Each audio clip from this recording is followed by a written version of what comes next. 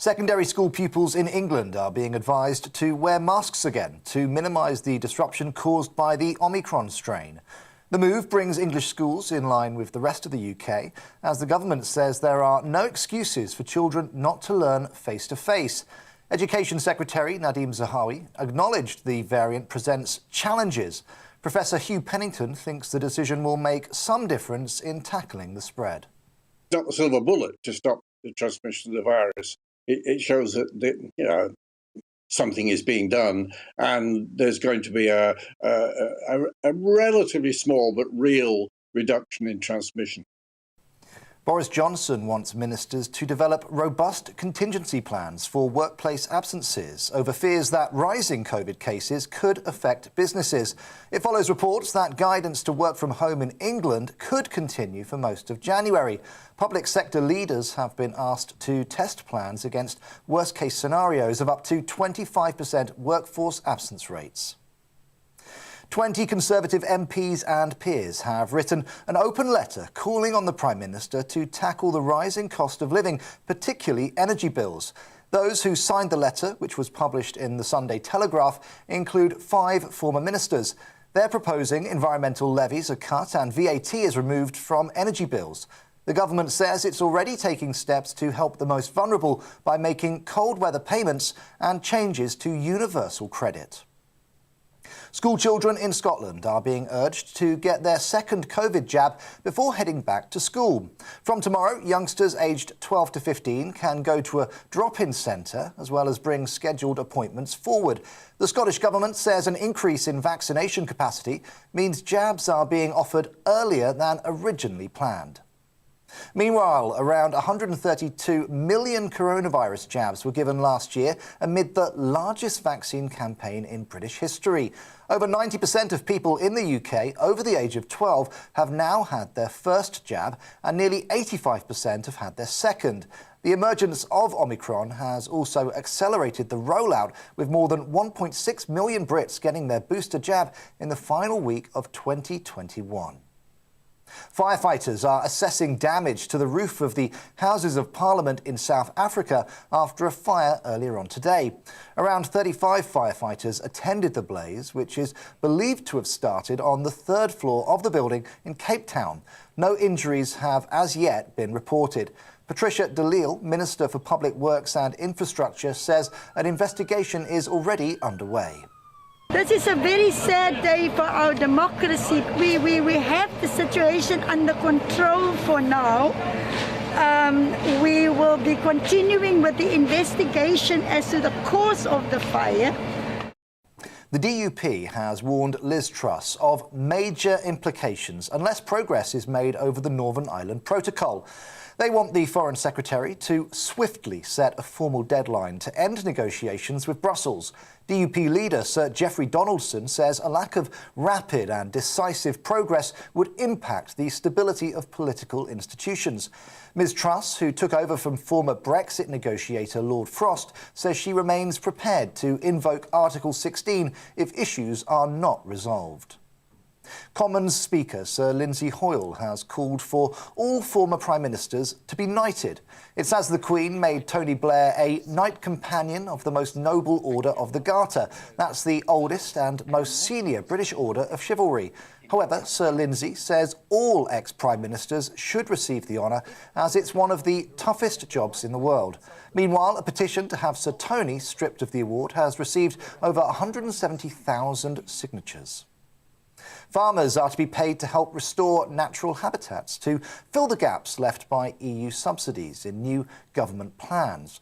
Environment Secretary George Eustice is set to announce 2 new schemes to Rewild Britain, aiming to restore up to 300 hectares within 20 years. The Sunday Telegraph reports plans will include a local nature recovery scheme with funding to build new habitats, plant trees and restore wetland areas.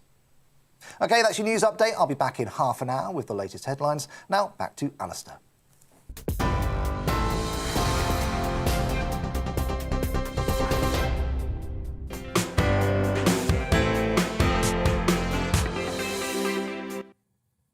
Welcome to the show and a very happy new year to you all.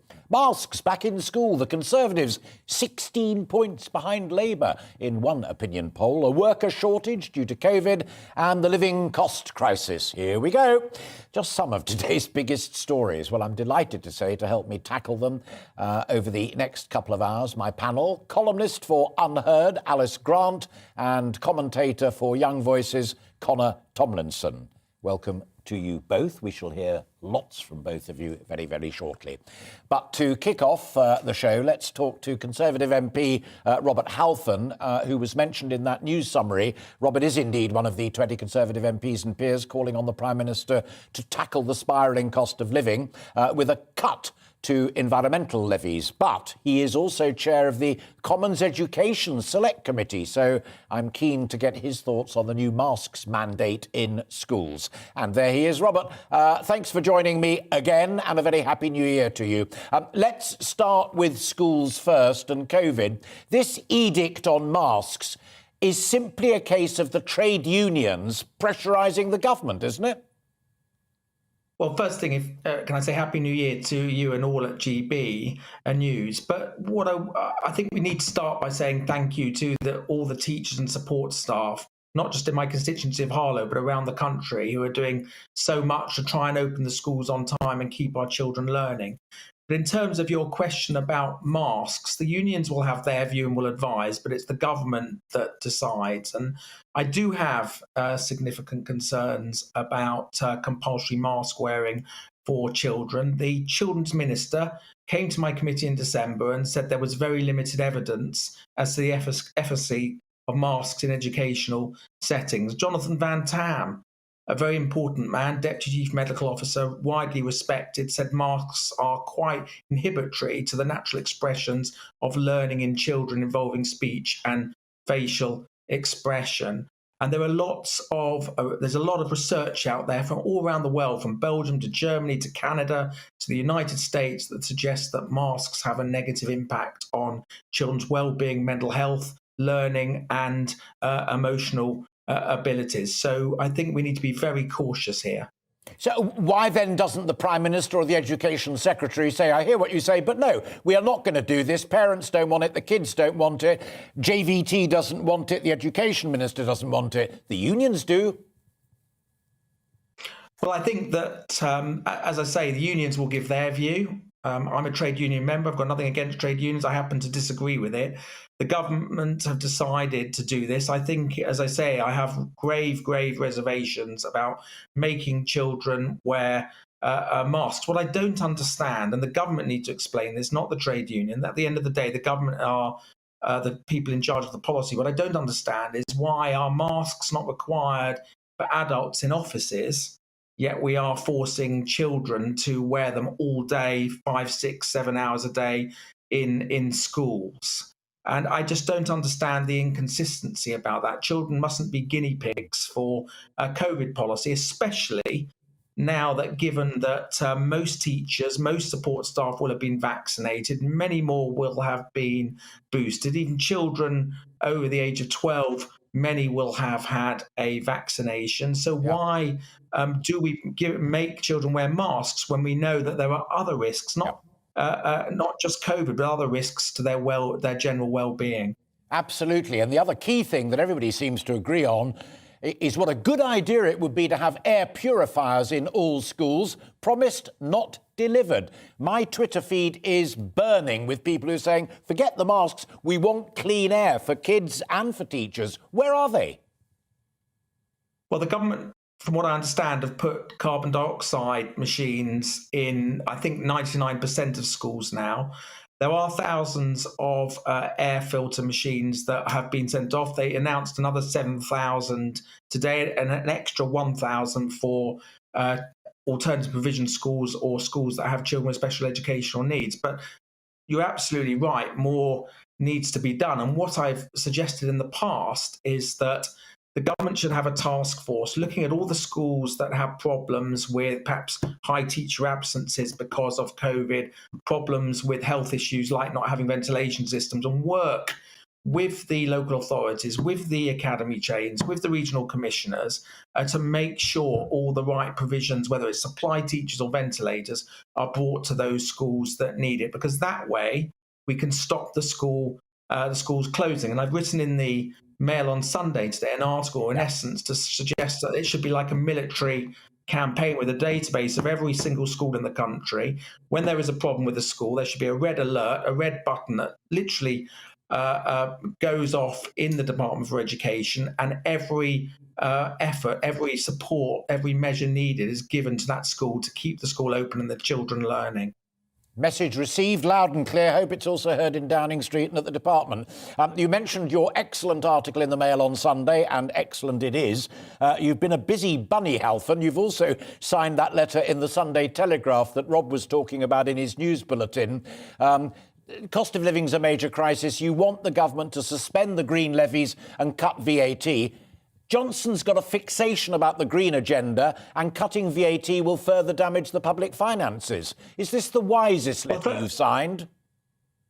Well, the first thing I'd say is that the government are trying to do some things to help the cost of living, which are really welcome. There's particularly the significant rise in the national living wage, the cut in taxes for lower earners, and something I've campaigned for since 2010, which is the freeze in fuel duty, much needed given that fuel prices at the pumps are anything from 146 to 150 pence per litre, a huge amount of money for working people. The issue with energy bills, and it's incredibly important, is that they're likely to go up to between £1,800 and £2,000 a year. That is going to be unaffordable for struggling families up and down the country. And this is not the fault of the government, it's because of the international price in energy. But the government can do something. And all I'm asking for is that the government at least suspend the green levies, because the green levies, which is in essence a tax on energy, are up to 25% of our bill, 25%. And separately, they could, something I've argued for some time, cut VAT on energy bills, because that's something that the Prime Minister and Michael Gove promised during the EU referendum campaign way back in 2016, that once we left the EU, and they said this specifically, we would be able to cut VAT on energy bills. Yeah. Finally, in a quick one, our mutual friend Sir Peter Bottomley, the father of the house, says that workers generally should try and go without any pay rises in 2022, A, to help curb inflation, but B, crucially, to help pensioners. Has Peter got it right? No, I don't agree with him at all. I mean, I think I very obviously respect him as father of the house, but people are struggling. I mean, pensioners, up until this year, they've had the triple lock increase. I'm not saying it's not easy, that it's easy with pensioners, of course not, and there'll always need to be more funds, but working people are really struggling. We've just been talking about energy bills. Every single time an envelope comes through the letterbox is a bill which goes up, up, up, whether it's a mobile phone bill, whether it is a utility bill, whether it's the council tax or the police precept or petrol at the pumps. As I said, £1.46, 47 per litre. Everywhere you look, the cost of living is going up, up, up. So the last thing we need is to curtail workers' wages. We should be doing everything possible, and businesses are doing the right thing in many ways, supporting workers' wages and giving rises where they're deserved. Robert Halfon, always good to talk to you. Thank you very much indeed. Enjoy the rest of your day. That's Robert Halfon there, Tory MP and chair of the Education Select Committee. And if you've got time, read his article in the Mail on Sunday and that letter in the Sunday Telegraph, both well worth it. Now, I can now go to my panel who've been listening intently, not taking any notes because they've got brilliant brains that can gather all of this stuff up. Alice, first of all, quite a list. Government wrong on masks, get your act together on air purifiers, cut the green levy, maybe do something on VAT, and don't go for pay freezes. That's a Tory MP. Yes, no, I agree with Robert on so many issues. In fact, I think what he said about masks particularly struck me because it sounds to me very unhygienic, in fact, to have masks placed on children for 6 hours a day. And I think the air purifiers would be, in fact, much more logical and rational to install in schools than policies which will harm children's mental health, which will affect their learning, and which ultimately could even be dangerous to their health. Yeah. But on the politics of it, Conor, as well, I mean, in addition to what Alice just said, Halfon quoted Jonathan Van Tam, the children's minister, what have you. Is this part of the backbenchers getting frisky, saying to Boris Johnson, you know, A, you're getting detailed things wrong, but B, you're on borrowed time? Well, I'd love the evidence-based appeal based on the schools, of course. I mean, for example, when he said about the children with learning difficulties and that, one of the main things that the pandemic's been really hard for is people with autism, for example. I don't understand how mandating masks in schools on the side of the teachers' union is going to really help children with learning difficulties that not only find it very uncomfortable and, as Alice said, very unhygienic, but also trying to understand audio-visual cues from their teachers and their peers. It's going to be terrible for that. It's like Jack Straw and why people shouldn't wear masks when they come into surgeries, as he said all those years ago. Who would have thought a couple of years ago that you'd be mandated to wear masks in a bank? I mean, it's quite funny, really.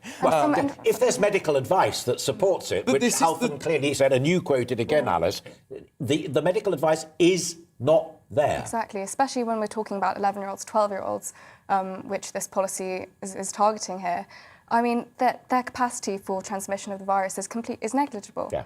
So why on earth are they being inflicted with these policies? It seems to me as though, you know, perhaps I mean the psychological effects here will be ones that I think are far more damaging. And why isn't the government looking at them? You're going to stick with me for the whole programme, which is excellent news, and we'll chat more about that. I want to finish on his last point. Cost of living, Conor first, is going to be the political crisis in 2022. And Halfon didn't sound terribly confident that whether it's Boris Johnson or Rishi Sunak, that the ducks are in a row. Well, the inflationary conduct seen under Rishi Sunak with the mass printing to make up for the furlough scheme has put us in this situation. And then the idea that he said, oh, the government can scrap the green levies, but also that it isn't the government's fault. I mean, you put price caps on energy, so that means that you're artificially inflating the market, you're picking winners and losers.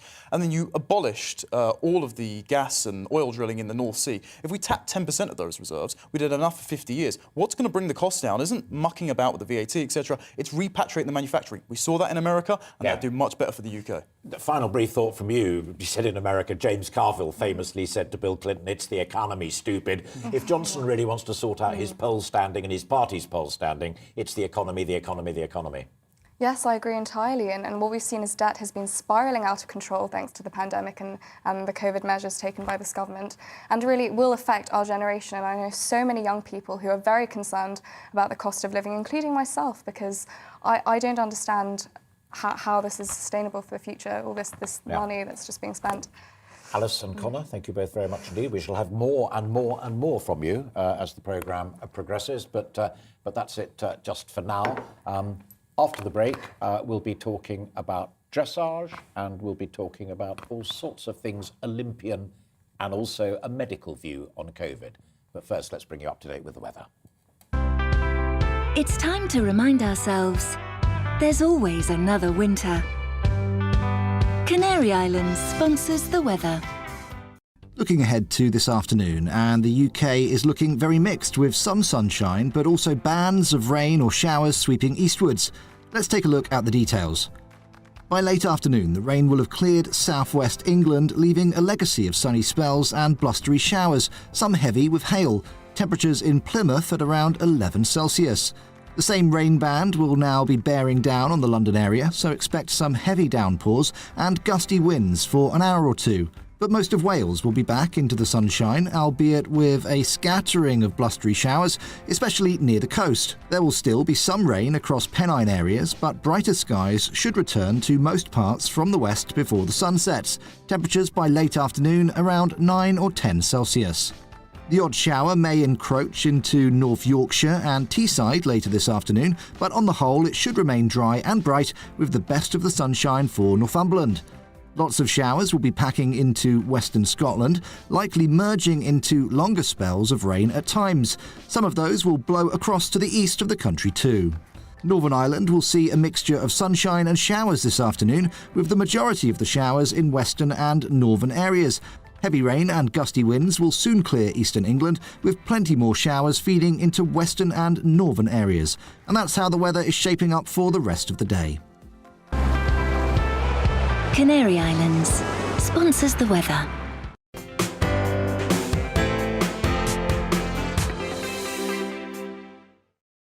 Hello there, I'm Eamon. And I'm Isabel. And you're watching the GB News digital stream across the United Kingdom. And around the world. If you're here in the UK, you can also watch us on your TV screen. GB News is Freeview channel 236. On Sky, we're channel 515. 626 on Virgin Media. Just remember, you might need to retune your TV to watch the channel. Yeah, and if you are doing that, find out more about retuning by going to gbnews.uk. Join my show Farage, 7 p.m. till 8 p.m. Monday through Thursday. And there you will get opinion, analysis, debate, and I'll cover stories that nobody else dares to touch. And then for the last 15 minutes, talking pints. We're over a drink. We have a civilized conversation with someone. We very often disagree, but we do it in a grown-up way. Come and join me on Farage.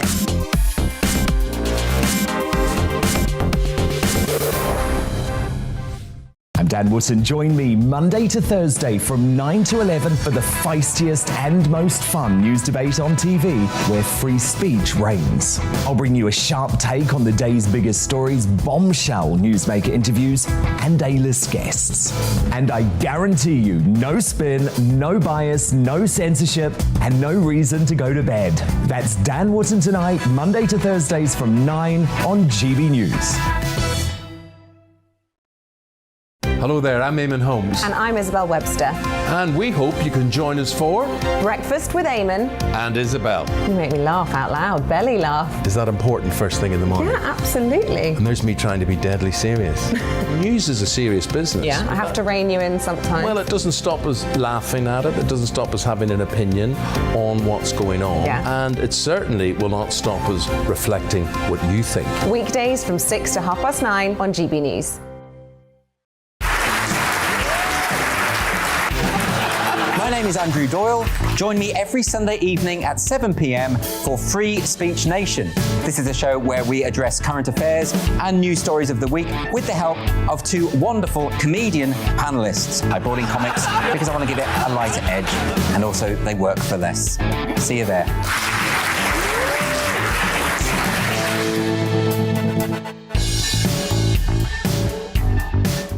Join me, Mark White, here on GB News. For more than 2 decades, I've been at the sharp end of reporting crime and security at home and abroad.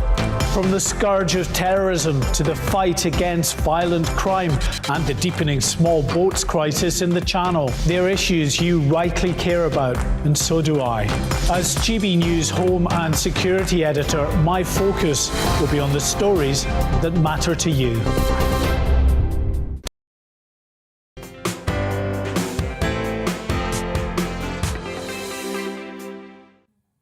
Welcome back. As you heard, I hope, before the break in my interview with Robert Halfon, face masks are to be worn in secondary classrooms in England's schools to reduce the spread of the Omicron variant. The government has announced it's already the case in Scotland and in Wales.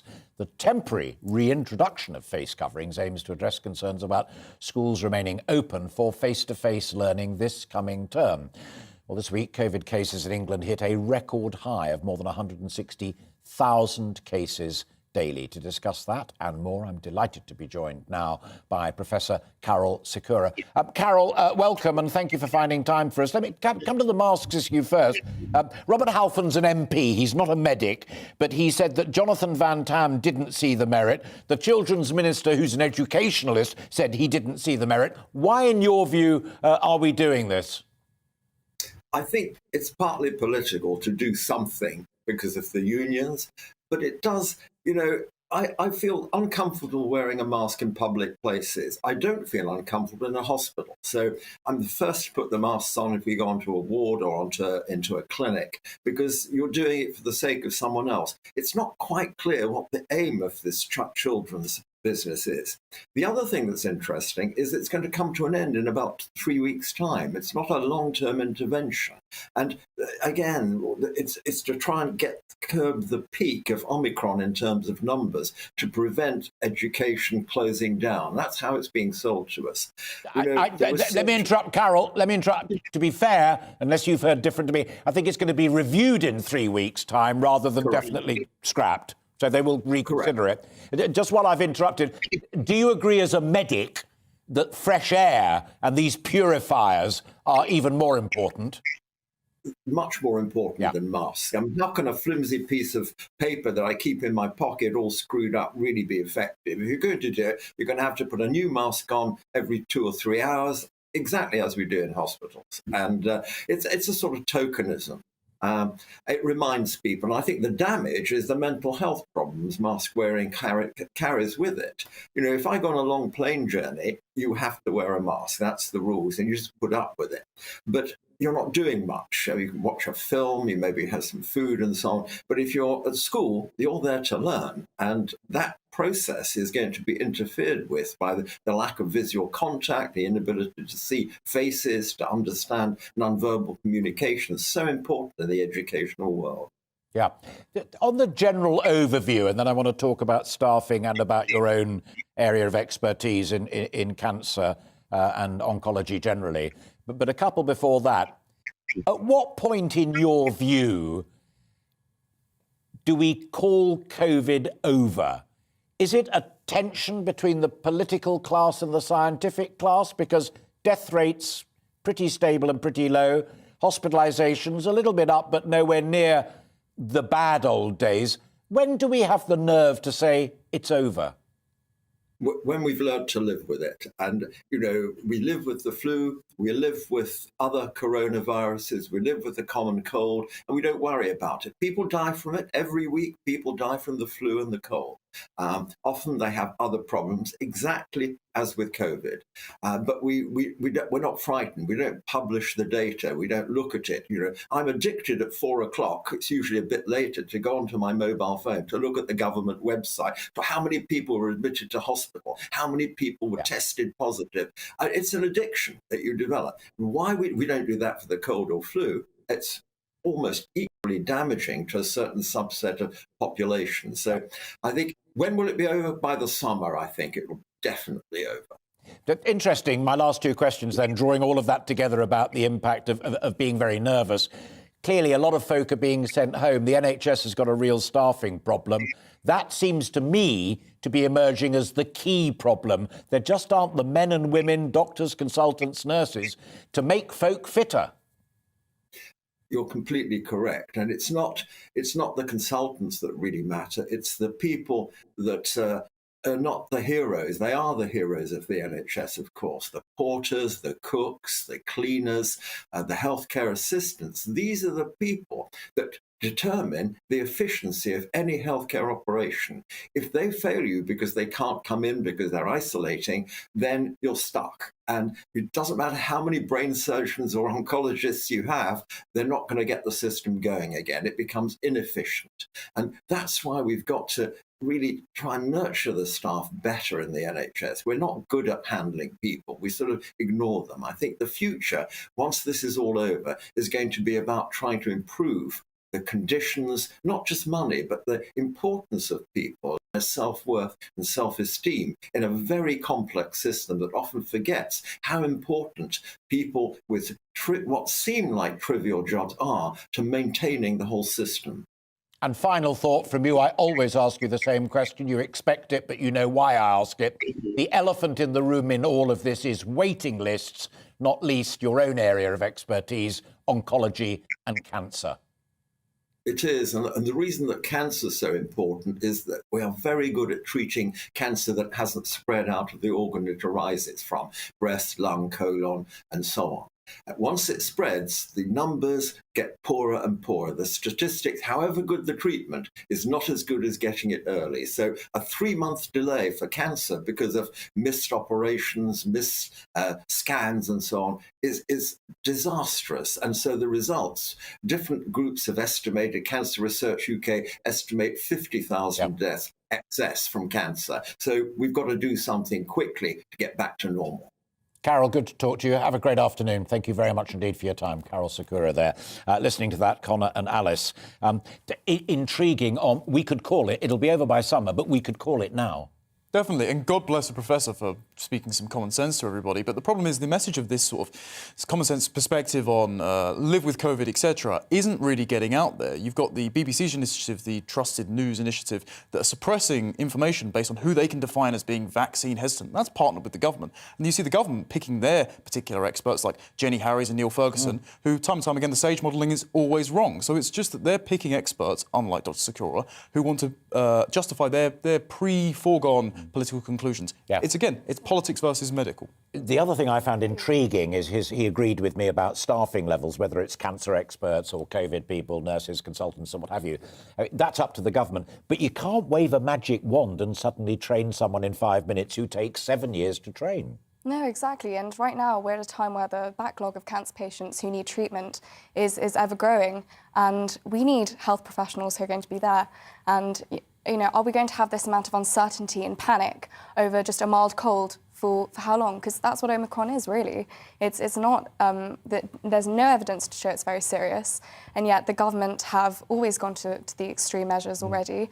So it's unsustainable.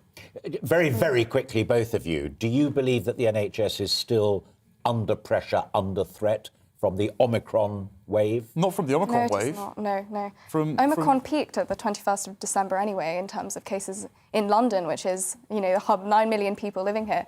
So I don't see how the NHS could be overwhelmed. It's going to be from government policy, because if you're going to cut 200,000 patients at the exact time where you've got a massive backlog, sorry, not patients, staff, because they won't have the vaccination, well, it's kind of self-defeating. So the NHS is under pressure, and then you're ditching all of the key workers that you're meant to be clapping on the doorstep every Thursday. Stay exactly where you are.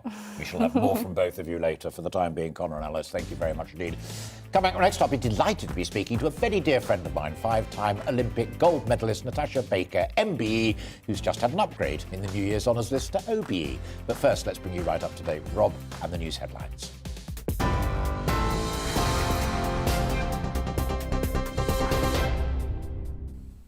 Thanks, Alistair. Here are the latest headlines. Secondary school pupils in England are being advised to wear masks again to minimise the disruption caused by the Omicron strain. The move brings English schools in line with the rest of the United Kingdom. It comes as the School Leaders Union urges the government to ensure enough COVID tests are available for school children and staff. Boris Johnson wants ministers to develop robust contingency plans for workplace absences over fears that rising COVID cases could affect businesses. It follows reports that guidance to work from home in England could continue for most of January. Public sector leaders have been asked to test plans against worst-case scenarios of up to 25% workforce absence rates. 20 Conservative MPs and peers have written an open letter calling on the Prime Minister to tackle the spiralling cost of living. Those who signed the letter, which was published in the Sunday Telegraph, include 5 former ministers. They're proposing environmental levies are cut and VAT is removed from energy bills. Firefighters are assessing damage to the roof of the Houses of Parliament in South Africa after a fire earlier today. Around 35 firefighters attended the blaze, which is believed to have started on the 3rd floor of the building in Cape Town. Some ceilings have now collapsed. However, no injuries have as yet been reported. And a new squad of detector dogs could help lower the risk of exotic diseases arriving in Scotland. The canines are specially trained to sniff out products of animal origin, such as foot and mouth disease. After robust training, the Border Force dogs are starting work at airports, ports and parcel hubs across Scotland. You're right up to date. I'll be back with more on today's news stories at the top of the hour.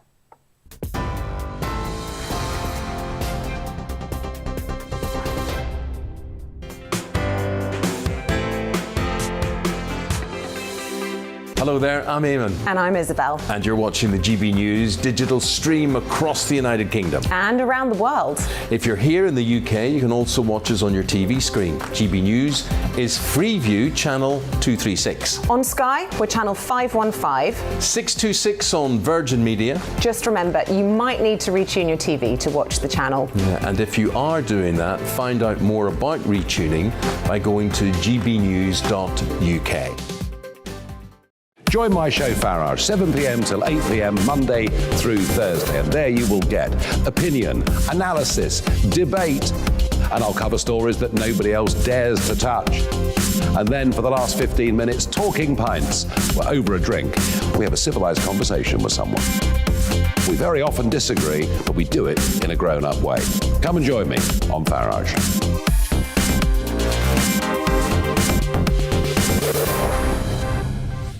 I'm Dan Wootton. Join me Monday to Thursday from 9 to 11 for the feistiest and most fun news debate on TV, where free speech reigns. I'll bring you a sharp take on the day's biggest stories, bombshell newsmaker interviews, and A-list guests.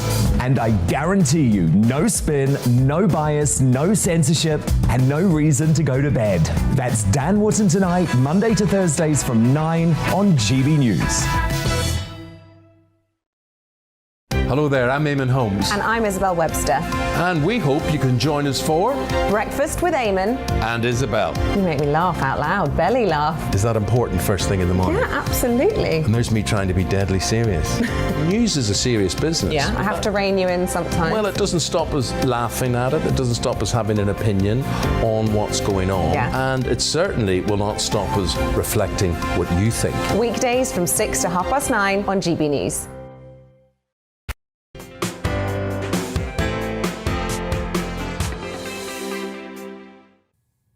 Welcome back to the show.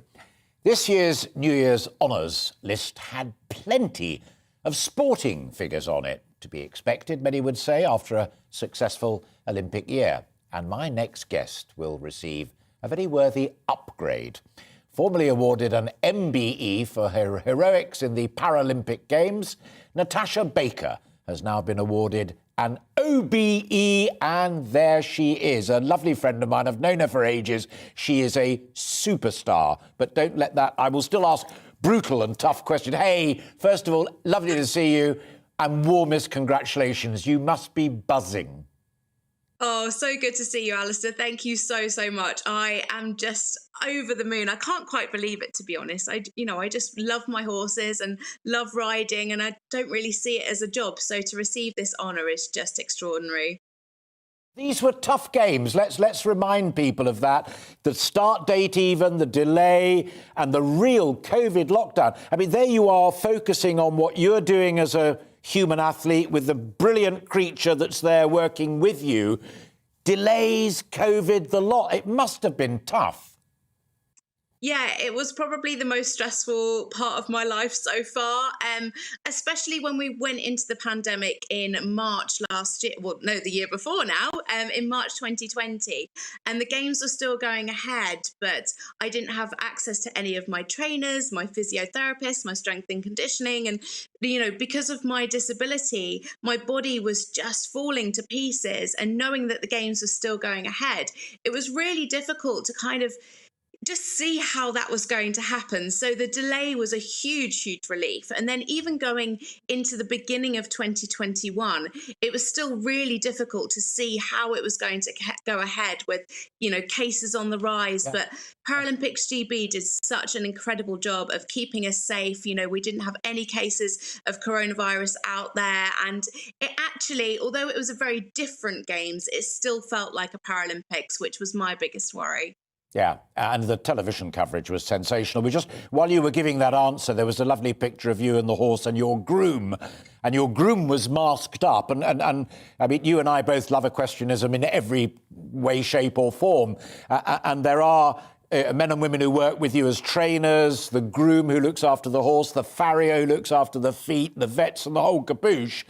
They all, it may be a bubble, but it's a lot of people who've all got to be very, very careful.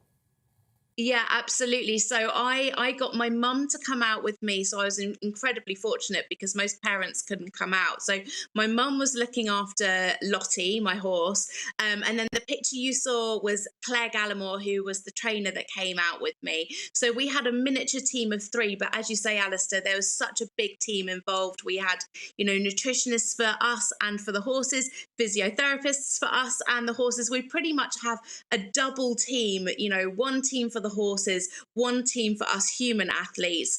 So, to be whittled down to just such a small number of people, I think there was around 20 people on our team that went out to Tokyo for 4 riders and for 4 horses. I'd love to have seen you trying to keep your mum away from it all.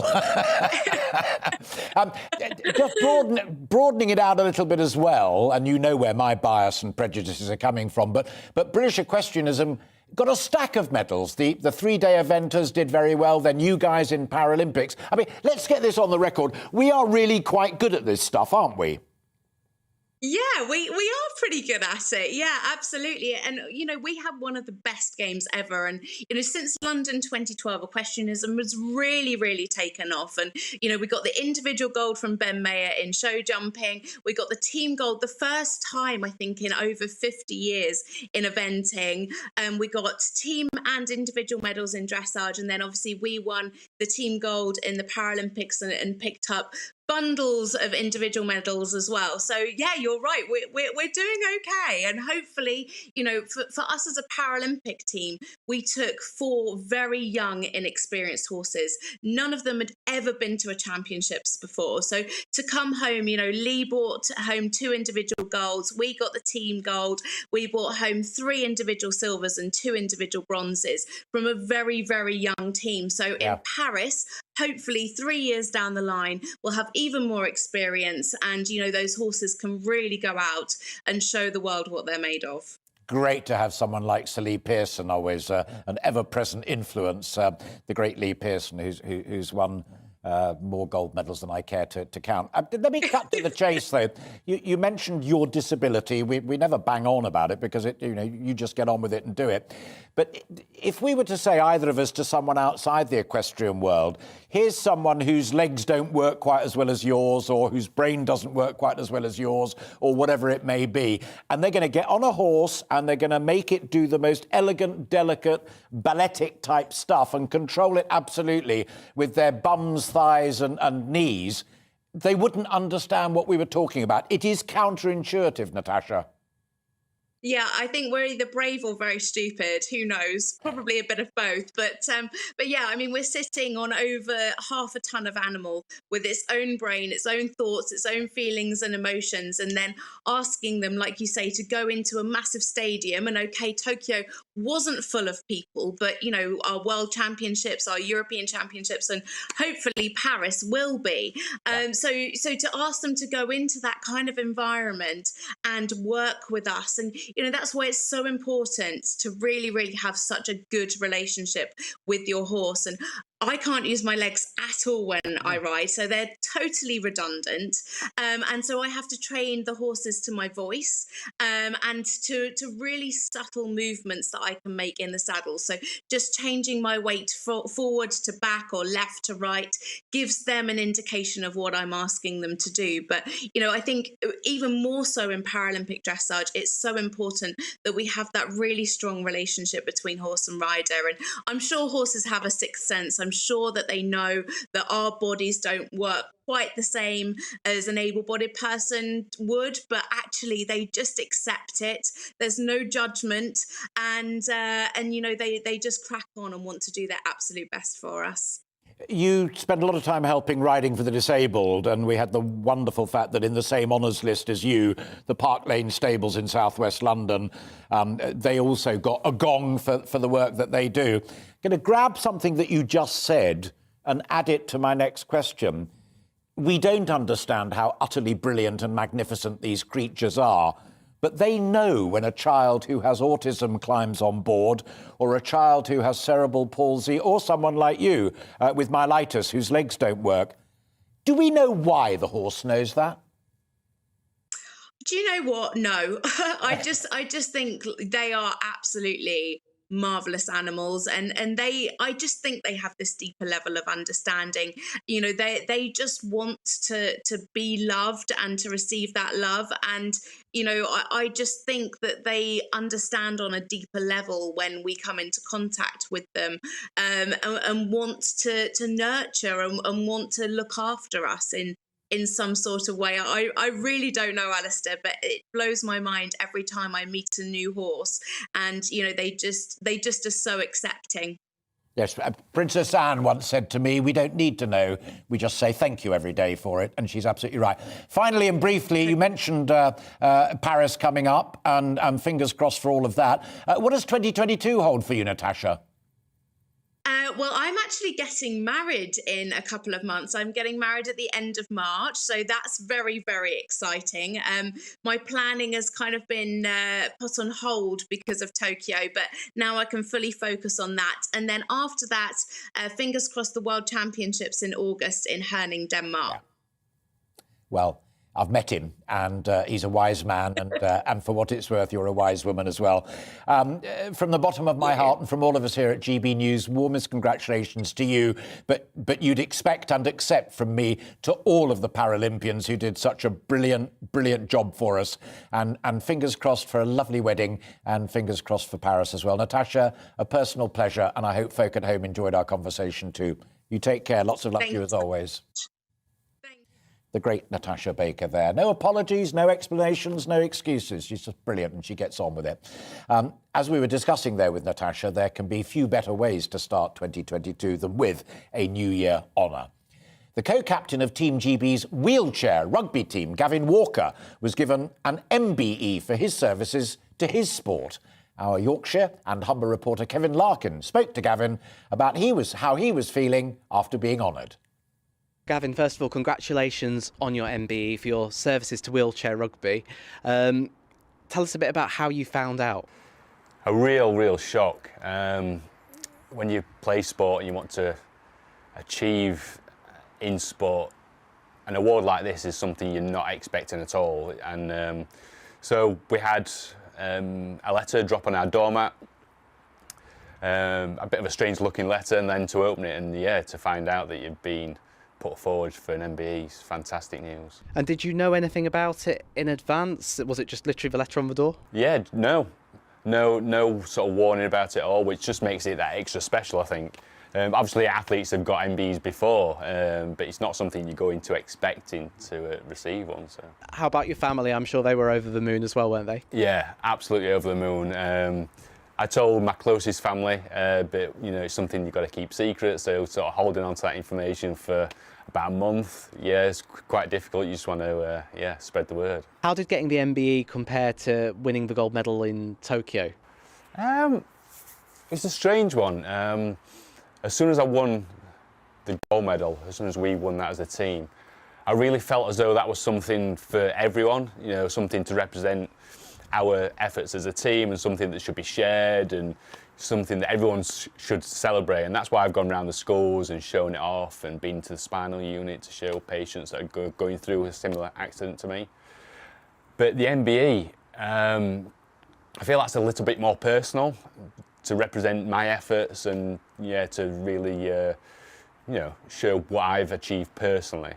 So I think that's the difference for me anyway. And if I were to be cheeky and say, which one do you think would be the big one?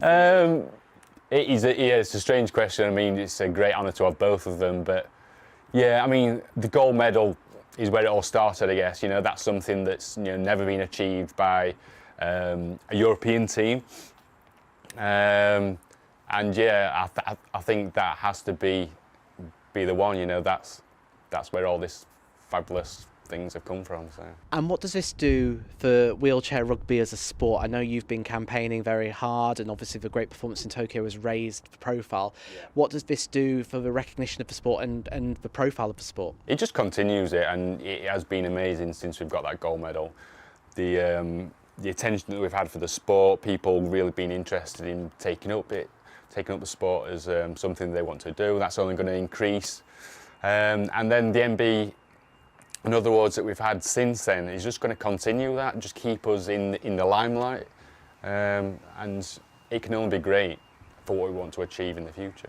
And obviously you've got a date at the Palace to come, which I don't believe you know as yet, but you've also got training as well. So I just want to ask how training's going, and can you spare the time? Because you athletes work so hard. Do you have that time to actually go down and collect it? I'll definitely be making the time to go down. Don't you worry about that. But you are right. Yeah, training has started pretty much as soon as we got back.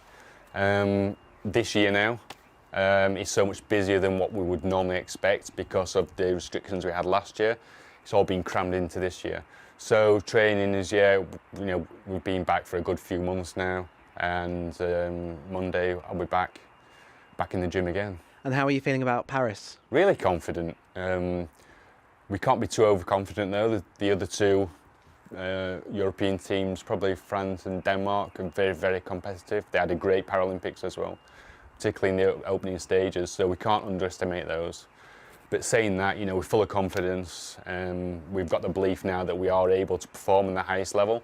So we just need to go out there and do it again. Well, Gavin, we wish you all the best for the training for Paris, and congratulations once again on the MBE. Thank you so much. Lovely stuff. Well, 2021 was truly an extraordinary year in the world of politics, at home and abroad. Here we had lockdowns, the vaccine rollout, major resignations, COP26, which involved the rest of the world as well, Christmas party scandals that didn't, and then Biden and Trump, and goodness knows what else is happening there, plus Afghanistan. I'm delighted to say that Connor and Alice are with me live now to talk about that and whatever they choose to. Let us start with COVID, because this is year 3.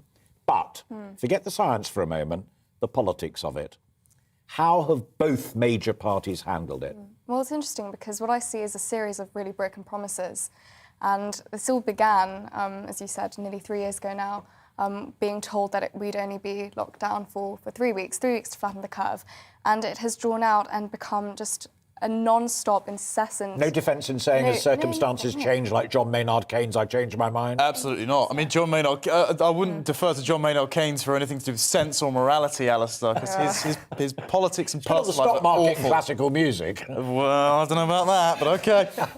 I don't think there's much of a defence of lockdowns, etc. And as you said, both political parties handled it identically, actually. Labour were just more hawkish. From Labour. It was well, the key thing about Labour, and I got cross about it earlier on in the year, and Wes Streeting, I think, is making a better fist of it now, but it's early days, is that the entire Labour thrust was you should have done X earlier. It was never you should do Y instead, or seldom. And we've seen across Europe such a different reaction to and response to the COVID pandemic. I mean, obviously, you've got nations which have gone to complete totalitarianism like Italy and Spain, but then you've got Sweden, who handled this with such common sense. But Sweden is top of the pops. I know your magazine has written a lot about it, but gone up, down, all over the place. I mean, Sweden wasn't a template for perfection. No, not at all, not by any means. But I mean, what I'm saying is that there were multiple ways to respond to this pandemic, and our government has chosen a certain way, which I do not think was the one that was most rational, nor the most effective, as we've seen. I mean, we've locked down 3 times, and there's still constant panic and constant scare and media propaganda all the time. And you look at other nations which have handled it much possibly better, like Japan and Sweden. And then the guy in charge of it all gets forced into a position where he has to resign over a clinch, Matt Hancock. Yeah, well, it's nice to know that someone's love life was thriving under lockdown, wasn't it? I mean, you had, what was it, Rosie Duffield as well, Neil Ferguson, and now Matt Hancock. And it's almost like they're not really abiding by the laws they lay out for us. No, and I want to jump on Alice's point quite a bit as well, because if you're going to compare the state studies, well, you've got the American states like New York and Los Angeles, who are massive lockdown hawks, who have pushed people, elderly people into nursing homes, COVID patients, killed them off. Whereas you've got places like Florida, who are using preliminary treatments like monoclonal antibodies, making them widely available. And at the same time saying no school closures, no mask mandates, no vaccine mandates, no lockdowns. They've got an elderly population, high population density. Guess what? Their cases are relatively fluctuating, but death statistics absolutely low. So there are other alternatives. I think the most sinister thing is that we've only heard one particular narrative parroted by the political establishment, which seem to be in the pockets of these sage medics. And where is their evidence? I mean, it seems to be very odd that they've really enjoyed the controlling aspect of all these restrictions. I tell the other thing that struck me.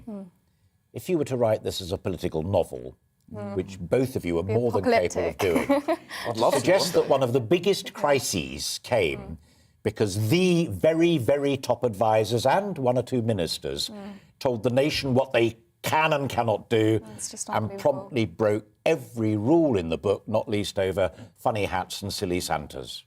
Indeed. No, Inconceivable from a bunch of grown-ups. Well, they threw out the Great Barrington Declaration, and it's quite interesting as well how, if you look at the AIDS pandemic in the 80s, for example, Dr. Robert Malone, who developed the mRNA vaccine, he was on the complete opposite side. This is the herd immunity thing. Yes, and this is the opposite side to this to Anthony Fauci, who's currently the chief physician in America.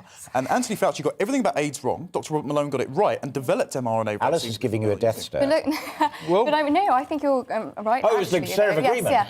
Yeah, the thing is, well, if you look at Professor Neil responsible Ferguson as well, his track record, absolutely unbelievably wrong on so many occasions. He's the big modeler who also got into trouble over Exactly, and these Imperial personal College issue. models themselves, in fact, have been proven to be very dubious. So why is our government following? We were going to talk about US politics as well, but alas, we've run out of time. But we'll do this again. I've enjoyed it, and it was also very, very enlightening for the time being. Thank you both very much indeed. So the thoughts there of Alison and Connor, many more we could have discussed, but time has beaten us because we do know that you will want to know what the predictions are, not for politics, but for the weather. It's time to remind ourselves there's always another winter. Canary Islands sponsors the weather. Looking ahead to this afternoon, and the UK is looking very mixed with some sunshine, but also bands of rain or showers sweeping eastwards. Let's take a look at the details. By late afternoon, the rain will have cleared southwest England, leaving a legacy of sunny spells and blustery showers, some heavy with hail. Temperatures in Plymouth at around 11 Celsius. The same rain band will now be bearing down on the London area, so expect some heavy downpours and gusty winds for an hour or two. But most of Wales will be back into the sunshine, albeit with a scattering of blustery showers, especially near the coast. There will still be some rain across Pennine areas, but brighter skies should return to most parts from the west before the sun sets. Temperatures by late afternoon around 9 or 10 Celsius. The odd shower may encroach into North Yorkshire and Teesside later this afternoon, but on the whole it should remain dry and bright with the best of the sunshine for Northumberland. Lots of showers will be packing into western Scotland, likely merging into longer spells of rain at times. Some of those will blow across to the east of the country too.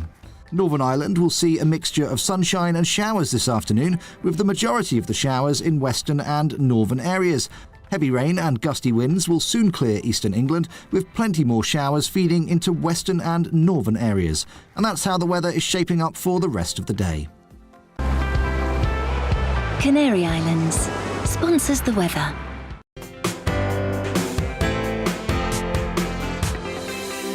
Hello there, I'm Eamon. And I'm Isabel. And you're watching the GB News digital stream across the United Kingdom. And around the world.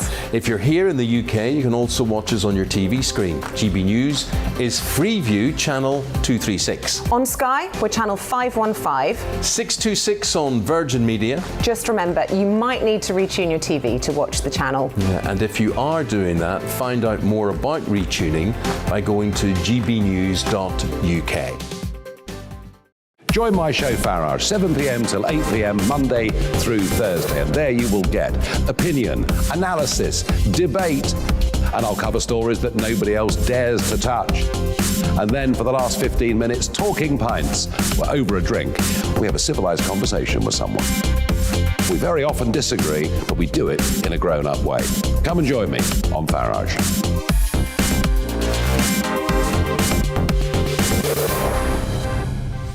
I'm Dan Wootton. Join me Monday to Thursday from 9 to 11 for the feistiest and most fun news debate on TV, where free speech reigns. I'll bring you a sharp take on the day's biggest stories, bombshell newsmaker interviews, and A-list guests. And I guarantee you, no spin, no bias, no censorship, and no reason to go to bed. That's Dan Wootton tonight, Monday to Thursdays from 9 on GB News. Hello there, I'm Eamon Holmes. And I'm Isabel Webster. And we hope you can join us for Breakfast with Eamon and Isabel. You make me laugh out loud, belly laugh. Is that important first thing in the morning? Yeah, absolutely. And there's me trying to be deadly serious. News is a serious business. Yeah, I have to rein you in sometimes. Well, it doesn't stop us laughing at it. It doesn't stop us having an opinion on what's going on. Yeah. And it certainly will not stop us reflecting what you think. Weekdays from 6 to 9:30 on GB News.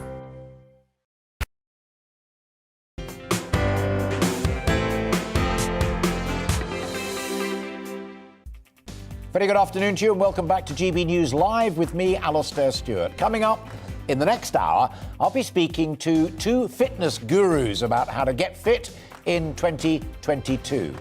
There is also a rush to go green, but is the British public willing to pay for it? We'll be speaking to Net Zero Watch, who don't think so. And we'll also be speaking to Robert Olds from the Bruges Group, and I'll be asking him if Brexit has really been the success that it was touted to be. But first, let's bring you right up to date with all of the news. Here's Ray Addison.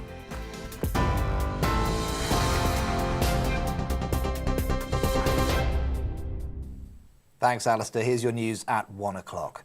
A senior Conservative MP says he fears mask wearing in schools could damage children's mental health. That's as secondary school pupils in England are being advised to wear masks again to minimise the disruption caused by the Omicron strain.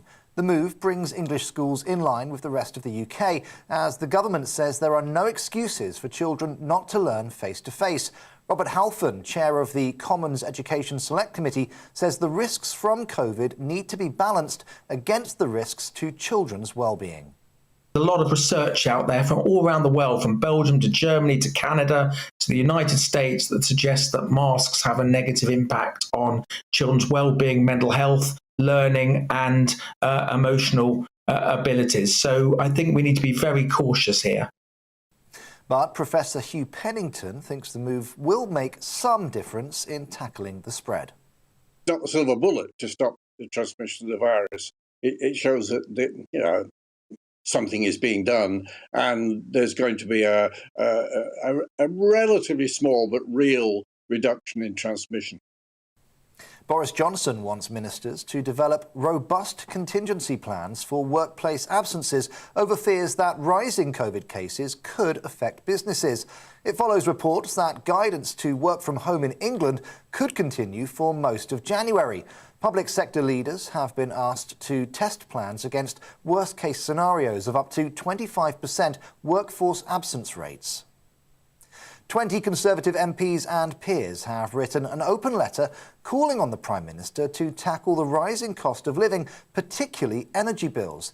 Those who signed the letter, which was published in the Sunday Telegraph, include 5 former ministers. They're proposing environmental levies are cut and VAT is removed from energy bills. The government says it's already taking steps to help the most vulnerable by making cold weather payments and changes to universal credit. School children in Scotland are being urged to get their second COVID jab before heading back to school. From tomorrow, youngsters aged 12 to 15 can go to a drop-in centre as well as bring scheduled appointments forward. The Scottish Government says an increase in vaccination capacity means jabs are being offered earlier than originally planned. Meanwhile, around 132 million coronavirus jabs were given last year amid the largest vaccine campaign in British history. Over 90% of people in the UK over the age of 12 have now had their first jab, and nearly 85% have had their second. The emergence of Omicron has also accelerated the rollout, with more than 1.6 million Brits getting their booster jab in the final week of 2021. Firefighters are assessing damage to the roof of the Houses of Parliament in South Africa after a fire earlier on today. Around 35 firefighters attended the blaze, which is believed to have started on the 3rd floor of the building in Cape Town. Some ceilings have now collapsed. However, no injuries have as yet been reported. The President of South Africa, Cyril Ramaphosa, has praised the work of the authorities on the scene. For now, I think we should be grateful that the National Assembly Parliament has not been raised to ashes and to the floor. Much as it is disappointing, devastating, there is something that we can be grateful for. Commons Speaker Sir Lindsay Hoyle has called for all former Prime Ministers to be knighted. It's as the Queen made Tony Blair a Knight Companion of the Most Noble Order of the Garter. That's the oldest and most senior British order of chivalry. However, Sir Lindsay says all ex-Prime Ministers should receive the honour, as it is one of the toughest jobs in the world. Meanwhile, a petition to have Sir Tony stripped of the award has received over 186,000 signatures. Farmers are to be paid to help restore natural habitats to fill the gaps left by EU subsidies in new government plans.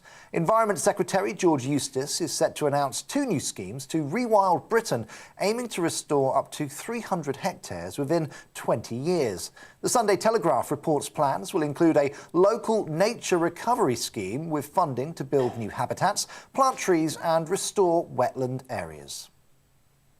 That's your news update. I'll be back in half an hour with the latest headlines. Now let's go back to Alistair.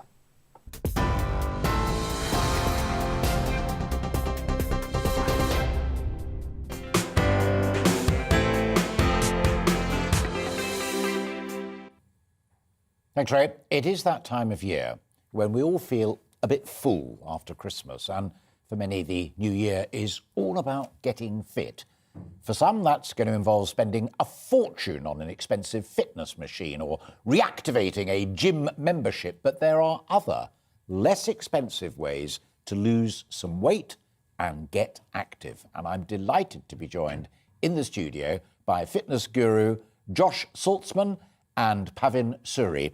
Josh is a personal trainer and fitness instructor of more than 40 years experience, and Pavin there on the right of your screen is trained in fitness and indeed in nutrition, an important part of it. Josh, let me start with you first of all. I mean, a lot of people will be watching and thinking, yes, this is what I should do, but it's all a bit tricky. It's not, is it?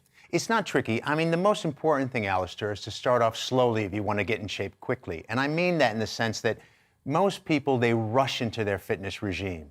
The thing that people need to address are 3 things, really. And that's their mind fitness, or their mental fitness, their nutritional fitness, and exercising mindfully. Now, when I say that, I mean the sense that over the years of my 40-something years in the fitness business, I've learned by doing things wrong. And I've also learned by seeing people doing things wrong and, you know, all of that. So we learn from failure. But what I found back in the 70s, because I'm almost your age. So, but having said that, in the 70s, it was all about exercise, exercise, and then you could eat what you wanted. But the truth is that your mind fitness, your sleep, your nutrition is about 95% of your fitness. And that's the key development, isn't it? That it's diet, but it's more generally, exactly as Josh has just described it, it's a lifestyle issue. Exactly. I mean, I used to train just for the sake of training, going to the gym every day. And at the age of 52, mother of 3 children. Now This is becoming a little bit ageist here. To Sorry. It's about less is more. Working smartly, mindfully, getting the right sleep, eating right, if you've got clean eating habits, and it's just making small changes every day for long-term effect and results. When we were talking earlier on, I don't know whether you were able to hear it, but talking to Robert Halfon, who is a Member of Parliament, Chairman of the Education Select Committee about masks in school and what have you, and pretty well every politician and senior scientist that I talk to, mentions this mental well-being issue. It's dead easy to think strong legs, strong muscles, good clean lungs and what have you. But the last 2.5 years of COVID, it's been this bit. Well, there's no question about that, Alistair. And interesting when you say that, because cortisol is what's produced when we're anxious and when we're fearful. Now, before this pandemic, we've all had anxiety. We've had it from the day one. We've inherited from our parents. We inherited from our mom in the womb, literally. But what we now have more reason to be fearful. And fear can make you ill. And even, before the pandemic, even if you're in a traffic jam, you get really anxious. Or you overtrain, your cortisol levels go up. And what cortisol is, it's something that we need if we're doing something that we got to get ourselves really psyched up for. But we have that level too long, it actually makes us get irritable bowel. It can actually make us get sick, literally. And it can definitely hamper us from reaching our fitness goals. Both of my 2 eldest children are into yoga, and they say it's a magic combination between gentle exercise, which you have to do today, but it's also the psyche. Are you yoga as well? I don't actually do yoga. I have friends who do yoga, but it's a great way of relaxing the mind and getting yourself in a meditations-like zone, but getting the body to work with the mind, and that's what it is about, connecting the two and getting the balance. Right. Okay. You can't separate them. I always say to people, and that's not my expression, but it's from a rock star of the 70s, Jerry Garcia, but if you free your mind, your back end follows. Yeah. And that's the way it goes. It's better to be Jerry Garcia and not Jerry Frank Zappa. Garcia, Frank thank Zappa, you very I don't think much. would have said. Alistair, I have so much more respect for you now. But having said, I didn't know you knew that Jerry Garcia. Oh, absolutely. But it is the truth, because we could talk about Iron Maiden and Iron Maiden. But the truth is, unless a person believes it, and working with professional athletes or working with someone that works with their children at home as a professional house person, let's say, is that unless you believe it's going to happen, it's not going to happen. All right, you drew lots outside. I just made that up. Who's going to show us? Who's going to show us what we could all try to do, and who's going to tell us what it is? Well, I think it's time to maybe demonstrate. Right, that you have to go round here to the front. Okay. So, here we go.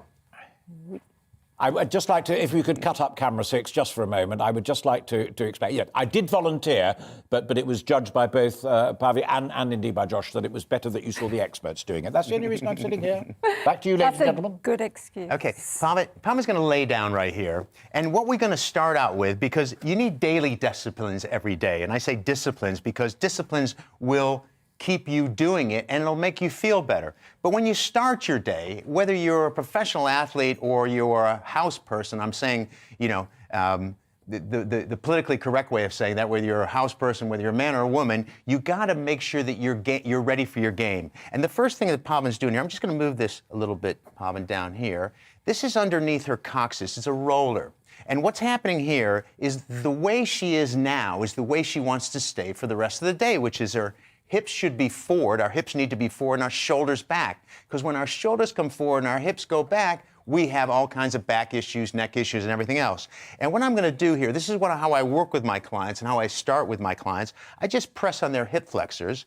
And Pavan, you can tell me, do you feel that hip flexor there? Yeah. Okay, our driver on the way to the studio was driving a little fast and she was tightening her hip flexor.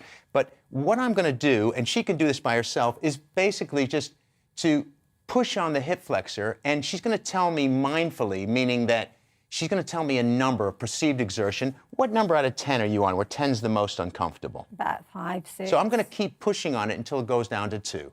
So once it's down to 2, obviously that's a kind of level where that's fine. And then we can start working out. Now, there's other ways you can check the way your body is here. Check both hip flexors. You want to make sure that your shoulders feel well. There's neck exercises that you want to make sure that you do every day by dropping your chin and raising your chin. I do that one. Bringing your head side to side. How about it, Alistair? Yeah, it's very important, especially with what you're doing. If you're constantly on a typewriter, you've got to do that. 100%. And why aren't her legs going up and down frantically? I think she's just getting adjusted because she's trying to loosen up her sacroiliac joint. But that's part of it. It's gentle and knowing why you're doing it. It's knowing why, because this is how you need to start your day. The trouble is most people get up and they get out of their bed and they drink their coffee and they zoom into their car. You've got a minute to go, Josh. So give us one other thing that we can do. Okay, so if we come over here, and what I want you to do, Pavan, is face me, yeah? And whether you do this with a Dynaband, okay? So if you go like this, we're gonna work our wrists a bit, yeah? So come like this. Now, you can do this with a Dynaband. I do it with towels, and I'm going to get Pavan's wrist going, because back to what you said, Alistair, about typing and everything with your head carriage, she's going to keep her elbows down, and she's going to curl up and down. Curl up and down until she gets to about 6 or 7 out of 10. Now, she can do this with a Dynaband by herself. But it's very important to keep your wrist strength. So then we do the other side, keep that moving, and then what happens is, after you get that really warmed up, she could either press herself, or I would do it with my clients, press on the golf elbow, and she moves her thumb, or I press on the tennis elbow, and she moves her fingers. And that's because even young children these days, because all the texting that we're doing, are going to have hand problems. And if your forearms are strong, the rest of your upper body is strong. And most people have problems with a golf elbow or a tennis elbow, but it's not from golf, it's not from tennis, it's from repetitive strain. We have to leave, but that's a good start. So the hip point, the wrist point, use bits and bobs that are around. We're going to have to do this again. Sure. Because time has beaten us, but we feel better and more positive for it. So for the time being, both Pavan and Josh, thank you both very much. Thank you very much, Alistair. Thank you so much. And good to talk. Thank you. Thank you. Very so there much. we are. You see, you don't have to go completely all over the place. They're just trying to go. No, please feel free. It's live television. You go that way, Josh, and Pavin, you go that way. That way. That way. There you are. Okay, perfect. So you get me in I was never trouble. trained to be a television director. I was trained to be an interviewer. So there we are. Thank you very much. Now, 2021 saw some of the biggest political conferences around the world taking place, and none came bigger than COP26, which we've already talked about. It was, of course, in Glasgow. With over 35,000 international delegates descending on the great city, the stakes for a successful outcome were extremely high. And this was highlighted by the Prime Minister Boris Johnson, claiming the event was, and I quote, a last chance saloon for the planet. But it seems that the British public don't agree. A recent poll found that 90% of people do not plan to buy a heat pump in the next 5 years. That was just one of Boris Johnson's problems. Joining me now to discuss this is Head of Policy at Net Zero Watch, Harry Wilkinson. First question, Harry, quite a basic one. Do you think the public will be willing to pay to go green? Well, I don't think people struggling with the rising cost of living today will want to pay to go green in the current climate. On top of the recent Express polling, we actually commissioned some of our own polling, which suggested that 58% of people weren't willing to pay higher taxes to go green. But they shouldn't have to. This is my key message. They shouldn't have to pay to go green. The reason why environmental policies are costing people so much is because they're being badly designed. We're being forced to go on to renewables that are unreliable. When the wind isn't blowing, we have to ramp up that gas. And that's really made the winter energy price crisis this year so much worse. We need reliable, secure technologies. That's probably primarily for the time being nuclear and gas. And if we have free market energy policies and a framework that can deliver low costs, then we can actually reduce our emissions and reduce costs for consumers. So it's disappointing to see all these government-led policies, which are all focusing on state-led intervention that rise costs for consumers. And now we're approaching, in April, the energy price cap is going to rise potentially by up to £500, possibly even more than that. And it's totally unnecessary, and it's the result of bad government policies. It's also the result of bad economics, because you can't buck markets, you can't do anything about the price of oil, you can't do much about whether the wind blows. You've already made that point. I mean, it seems to me that the government is banking upon an economic energy to this policy that simply isn't there. Unless the heat pumps are virtually giveaway, and unless suddenly everybody around the world cuts the price of oil and cuts the price of gas, which means Saudi Arabia and Putin, it ain't going to happen. That's right. We have to work within the framework of markets. But what we can do... We've established that. So the planet burns. We cannot stop global warming if we cannot address those issues. And at the moment, we do not have the armoury to do it.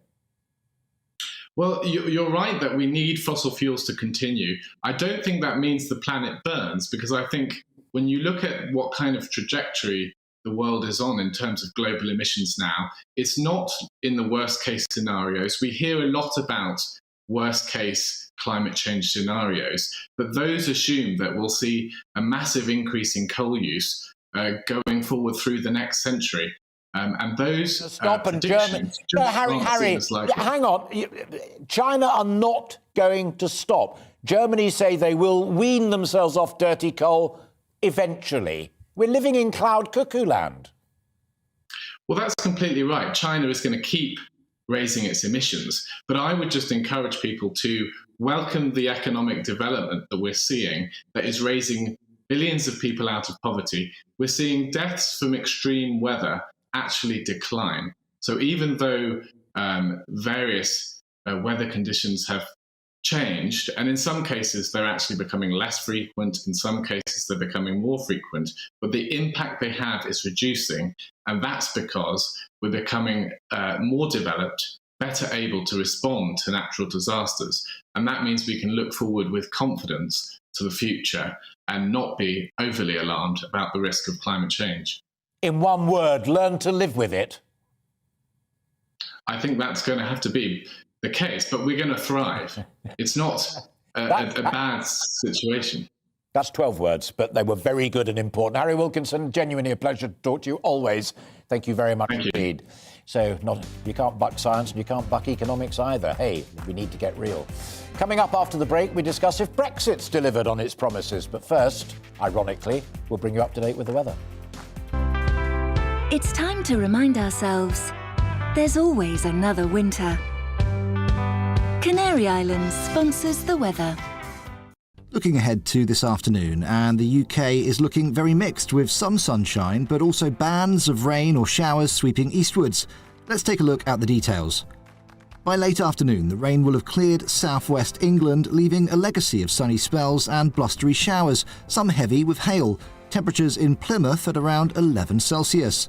The same rain band will now be bearing down on the London area, so expect some heavy downpours and gusty winds for an hour or two. But most of Wales will be back into the sunshine, albeit with a scattering of blustery showers, especially near the coast. There will still be some rain across Pennine areas, but brighter skies should return to most parts from the west before the sun sets. Temperatures by late afternoon around 9 or 10 Celsius. The odd shower may encroach into North Yorkshire and Teesside later this afternoon, but on the whole it should remain dry and bright with the best of the sunshine for Northumberland. Lots of showers will be packing into western Scotland, likely merging into longer spells of rain at times. Some of those will blow across to the east of the country too. Northern Ireland will see a mixture of sunshine and showers this afternoon, with the majority of the showers in western and northern areas. Heavy rain and gusty winds will soon clear eastern England, with plenty more showers feeding into western and northern areas. And that's how the weather is shaping up for the rest of the day. Canary Islands sponsors the weather.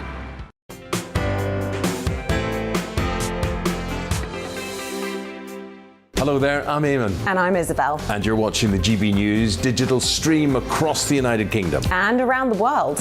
If you're here in the UK, you can also watch us on your TV screen. GB News is Freeview channel 236. On Sky, we're channel 515. 626 on Virgin Media. Just remember, you might need to retune your TV to watch the channel. Yeah, and if you are doing that, find out more about retuning by going to gbnews.uk.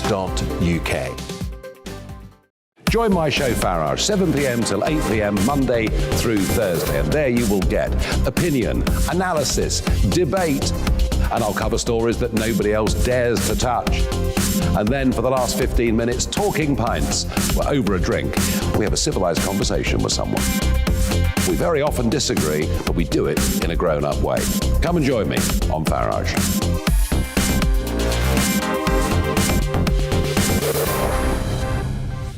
I'm Dan Wootton. Join me Monday to Thursday from 9 to 11 for the feistiest and most fun news debate on TV, where free speech reigns. I'll bring you a sharp take on the day's biggest stories, bombshell newsmaker interviews, and A-list guests. And I guarantee you, no spin, no bias, no censorship, and no reason to go to bed. That's Dan Wootton Tonight, Monday to Thursdays from 9 on GB News. Hello there, I'm Eamon Holmes. And I'm Isabel Webster. And we hope you can join us for Breakfast with Eamon and Isabel. You make me laugh out loud, belly laugh. Is that important first thing in the morning? Yeah, absolutely. And there's me trying to be deadly serious. News is a serious business. Yeah, I have to rein you in sometimes. Well, it doesn't stop us laughing at it. It doesn't stop us having an opinion on what's going on. Yeah. And it certainly will not stop us reflecting what you think. Weekdays from 6 to 9:30 on GB News. My name is Andrew Doyle. Join me every Sunday evening at 7 p.m. for Free Speech Nation. This is a show where we address current affairs and news stories of the week with the help of two wonderful comedian panellists. I brought in comics because I want to give it a lighter edge, and also they work for less. See you there.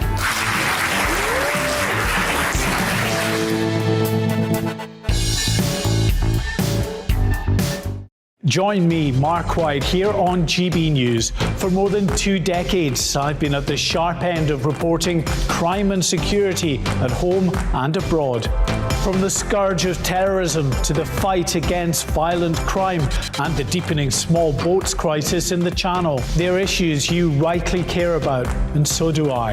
As GB News Home and Security Editor, my focus will be on the stories that matter to you.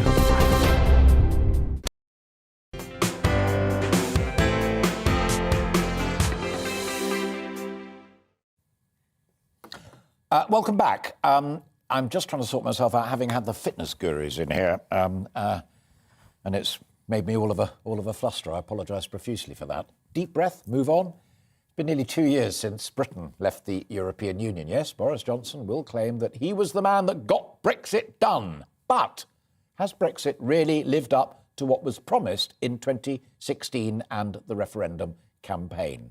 Joining me now to discuss this is Robert Oulds of the Bruges Group. Before we go any further, Robert, you know why I'm asking this. Just remind us of the Bruges speech and what the Bruges Group stands for. Well, the Bruges Group came about from Margaret Thatcher's Bruges speech, where she outlined an alternative vision for Britain and Europe, which was about the rolling back of the state. And she said that we've not rolled back the frontiers of the state in Britain to have them reimposed by Brussels, essentially. The European Union now telling us what to do and expanding government. It was about freedom and prosperity. And really it was about 30 years ago. It was 1988. Yeah, right. OK. So along comes Boris Johnson and wins the referendum on the basis of having an oven-ready deal. How disappointed are you that the turkey has not yet been served? Well, Boris Johnson has sort of broken some of his promises that he made on Brexit, particularly to the people of Northern Ireland, where he's essentially given Northern Ireland to the European Union. And it's essentially part of the single market, which is going to cause some serious problems politically. It's already causing damage in Northern Ireland economically. But he's given Northern Ireland essentially to Sinn Féin, and they have they're in the running seat to take over the government of Northern Ireland in their assembly elections this year. Also, he hasn't got to grips fully with immigration. There has been benefits in terms of the least well-off, as Lord Rose, the chairman of the Remain campaign, warned, have now had an increase in their wage. At least they did until, of course, the lockdowns created all the problems. But he still hasn't properly got to grips with immigration and all the people who are fleeing the European Union to come to the UK in their dinghies. Let me come to that in a moment, because that is one of the things I wanted to ask you about. But I've got to take you back to Northern Ireland, and I'll tell you for why. It strikes me that it's one of the examples of making easy promises in the context of the post-referendum and the 2019 general election that had not been thought through. There was no obvious oven-ready solution to the Northern Ireland problem if you were going to keep the Unionists happy, Sinn Féin happy, the Good Friday Agreement intact, and the Americans on board. Undoable. Well, Sinn Féin is very happy with the agreement, and the Unionist vote I said Sinn Féin and the Unionists. There wasn't a deal that would have kept both sides like that and the Good Friday Agreement intact. He should have known that. He should have kept his word and made sure that the United Kingdom left the European Union fully and as one. He should really need to take back control of Northern Ireland, but appeasing Sinn Féin with its links to terrorism, which are long-standing and have not been condemned by those Republicans, that shouldn't be his concern. His concern should be keeping Northern Ireland an integral part of the UK, which is in Northern Ireland's benefit. But he now faces the risk, because Sinn Féin has been in the driving seat politically in the Republic of Ireland, that Sinn Féin will be the largest party in the Assembly. It will have the first Sinn Féin First Minister of Northern Ireland, and it would be a Conservative government led by Boris Johnson that has effectively handed Northern Ireland to Sinn Féin. The effects of that are enormous for the United Kingdom, and politically it will embolden the Scottish National Party, who have had their difficulties recently, especially with Nicola Sturgeon's horrendous decision to impose sort of lockdown, near lockdown measures in Scotland over New Year's Eve, which led to people coming from Scotland to celebrate in England, which they're very welcome, very pleased to have them. I'm sure the English hospitality industry was delighted, but Boris Johnson has really failed on Northern Ireland. But he can resolve this really quickly, and that's to trigger Article 16, force the EU to proper negotiations, and it will be good politically and economically for unionists and the people of Northern Ireland. He must do that, otherwise his ratings in the polls will be even lower. It will be, and there's some Robert, difficult times coming. I'm going to park that one because I think we run the risk of going back, my saying what I said again earlier on, but I hear loud and clear what you say. One of the things that would have sweetened even that bitter pill would have been the massive surge in trade. Margaret Thatcher talked about us being able to stand on our own 2 feet outside of the EEC/European Union. Boris Johnson promised it. The Leave campaign promised it as well. How's the surge in trade going? Well, Britain's making a whole great new trade deals. Of course, trade has been affected by the lockdowns and, of course, all the difficulties that have come out of it with the inflation, all these governments printing money, essentially, which has now created this high inflation. And the demand of economic growth has created absolute difficulties in terms of trade. Container prices are now exorbitant, and there is it's being exploited, essentially, by profiteering, as one would expect. But also these green measures, as we spoke about in the previous segment, that is now adding to higher energy prices. So really the difficulties are not to do with Brexit, it's homegrown policies and Boris Johnson not governing as Margaret Thatcher would. Margaret Thatcher was about rolling back the frontiers of the state, about freedom. Boris Johnson has expanded the state so that it's now similar in size to 70 years ago when the socialist Clement Attlee was Prime Minister and running the country in the early 1950s. That is absurd, and no wonder Conservatives are sitting on their hands and not bothering to support his party when he's not governing as a Conservative. This is not what people voted for in December 2019. You also mentioned immigration, and I promised I would return to it, and I'm a man of my word. Take back control, and one of the great mantras of that was control of our borders, which is something that folk feel very, very strongly about. Priti Patel is reported this very morning as to saying we're going to get much tougher on it. There's fresh legislation going through it. But whether it's boat people or cutting a new deal with India to let yet more people come here to do those key jobs because we don't have the skilled labour, we no more have control over our border with Europe than fly to the moon, and we are still very happy under our control to open the borders to other folk. So how's that going?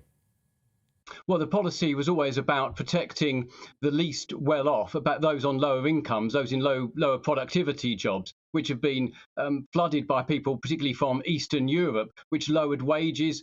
And that caused a great deal of problems. Of course, Brexit also, at the same time, was also about being open to the rest of the world. And if there's someone particular with skills, high-end skills that we don't have here, of course, the market can quickly turn it around here. But as a short-term measure to take people in from other nations that have something to offer all of us in high productivity technology sectors, then that was always part of the prospectus. What the problem is in terms of the migrants fleeing the European Union, coming here from France effectively, is that, of course, there's a whole thicket of European Union laws that are still retained and human rights laws, which mean that the courts will always be siding with the migrants over our Home Secretary, Priti Patel. But, of course, it's not just migrants coming here. We see Shell having a restructure, and they will be leaving the Netherlands to come to the UK. We've seen an exodus from Europe, not just of migrants, but of firms coming to the city of London, which has gone from strength to strength. Absolutely. Robert, because of Brexit and the opportunities it promises. Have to leave it there, but I'm delighted that we leave it on a high note and a positive note. Robert Oulds there from the Bruges Group. Thank you very much indeed. Listening to that with me, Alice and Connor as well. See, here's the problem. I was very sympathetic to the arguments about leaving the European Union because I thought it was a basket case. But I was never persuaded that there was an immediately workable plan in place. He's just proved I was right.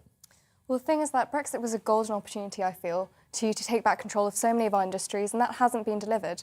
I think the fishing industry... But is it, as he said, Boris's fault, or is it you just can't do it? It is, because, for example, let's take the fishing industry, for example.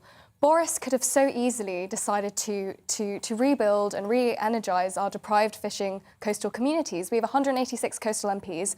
Where were their voices when it came to taking back control of our waters? Right now, we have 1,700 EU vessels in British territory waters right now, plundering our fish, 8 of which are super trawlers, which cause enormous environmental damage. And no one is speaking up about this. There is and an talking of opportunity super here for trawlers jobs. on the boat people, it's not boat people anymore, it's trawlers, converted trawlers.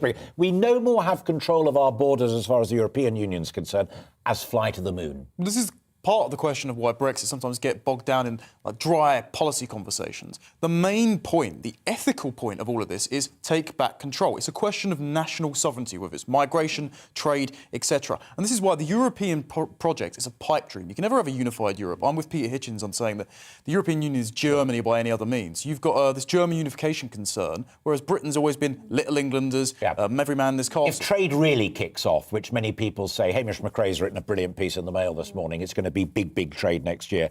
Will that sort it? Well, it will certainly deliver on some of the promises because we do want to be an outward-looking nation. The European Union obviously is only very concerned with France and Germany, principally. So I do believe that trade, there's a lot of opportunities there, but I would like to see more promises actually enacted, especially ones regarding our communities here in Britain, manufacturing industries, fishing. There's potential. We should really take it. I hope we have a chance one more time before the end of the programme, but I can't promise. We shall see, because we have to break off. But for now, Alice and Connor, thank you very much indeed. Brilliant stuff from my two guests there. I hope you agree. Food for thought. Time now for Food for the News. And here is Ray Addison.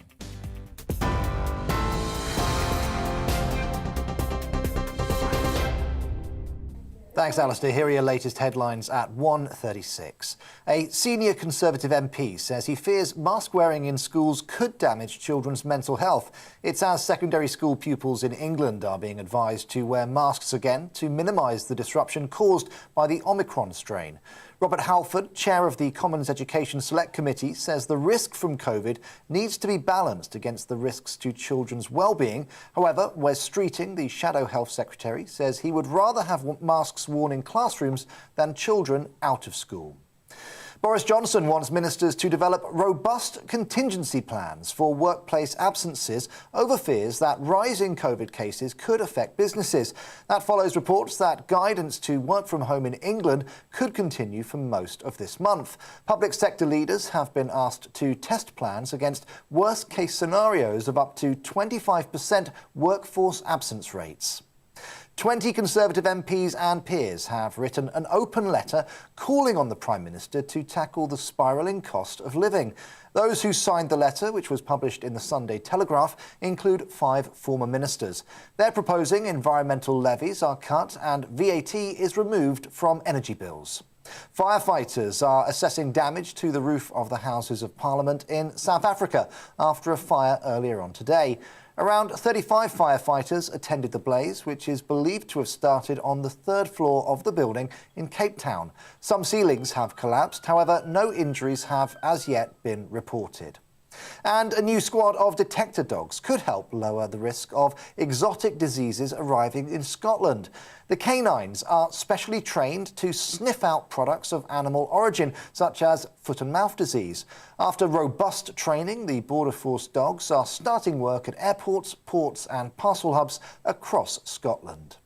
OK, you're right up to date. I'll be back with more on today's news stories at the top of the hour.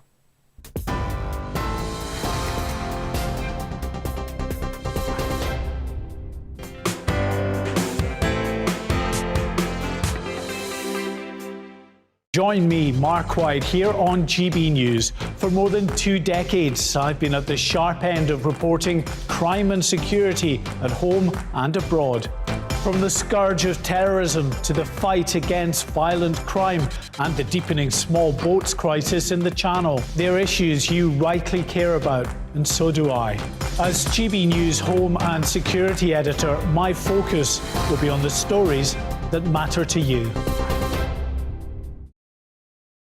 Hello there, I'm Eamon. And I'm Isabel. And you're watching the GB News digital stream across the United Kingdom. And around the world. If you're here in the UK, you can also watch us on your TV screen. GB News is Freeview channel 236. On Sky, we're channel 515. 626 on Virgin Media. Just remember, you might need to retune your TV to watch the channel. Yeah, and if you are doing that, find out more about retuning by going to gbnews.uk. Join my show Farrar, 7 p.m. till 8 p.m. Monday through Thursday, and there you will get opinion, analysis, debate, and I'll cover stories that nobody else dares to touch. And then for the last 15 minutes, talking pints. We're over a drink. We have a civilised conversation with someone. We very often disagree, but we do it in a grown-up way. Come and join me on Farage.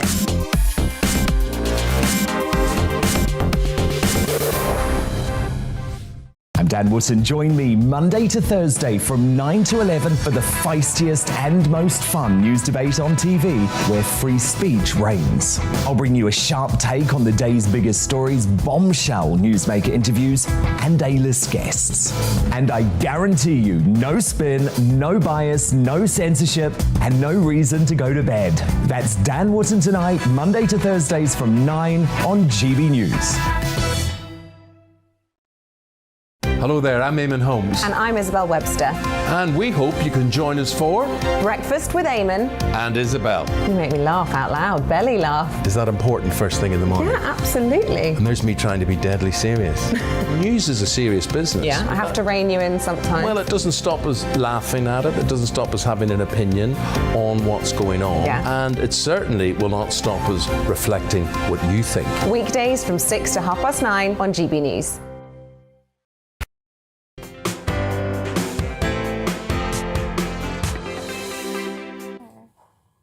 Welcome back. You're watching Alistair Stewart here on GB News, and I'm with you right up until the top of the hour. What a good couple of hours we've had. I hope you would agree. We started off, if you remember rightly, with Robert Halfon, the chairman of the Education Select Committee, saying he had grave and serious reservations about asking our children to wear masks, and much more importantly, perhaps, we should be getting all of those fresh air machines into schools. The schools go back within a matter of days, a little over a week up in Scotland. We also talked to Carol Sikora, the oncologist, cancer specialist, who agreed with a lot of that and said that we are that close to calling it on COVID, and certainly there's no excuse not to be out of it by the summer. And we also, just a moment ago, apart from the brilliant moment we had with the fitness experts, having a really detailed conversation about Brexit and the Bruges Group. I know that will make a lot of you go bonkers and get very cross. I am not anti-Brexit, quite the opposite. I was in favour of it. I just wanted to see if that oven-ready package really was oven-ready and whether or not it could bake. Sitting with me throughout all of that, from the top of it, have been my two lovely guests, Connor and Alice, and I've asked them to come back in to reflect on that and so much more, facing you and the rest of the world as we move deeper and longer into 2022. And contrary to all of that, which I've just said, you said to me when you knew were coming on the programme that you really wanted to talk about Afghanistan, and I said, it's done and dusted. And you said, no. The significance of Afghanistan and Britain's place in the world and the state of our alliances. Well, definitely. One, as we've seen during COVID, all of the civil servants working from home, they neglected a lot of their duty while they were meant to be dealing with the crisis, getting people out. Again, Dominic Raab was raked over the coals for being on holiday, etc.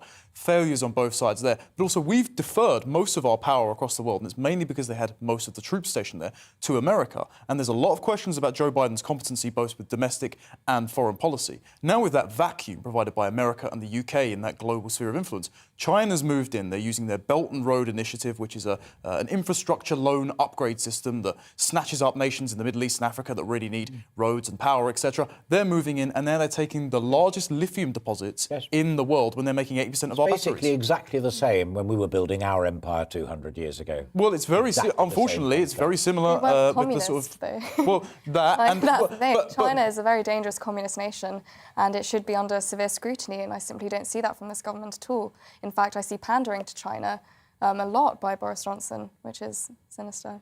Fascinating point. Do you, therefore, he started the conversation, we can take it where we want to, but that's an intriguing point, because I was saying to Robert Alds of the Bruges Group, if we can sort trade, then almost anything else seems OK.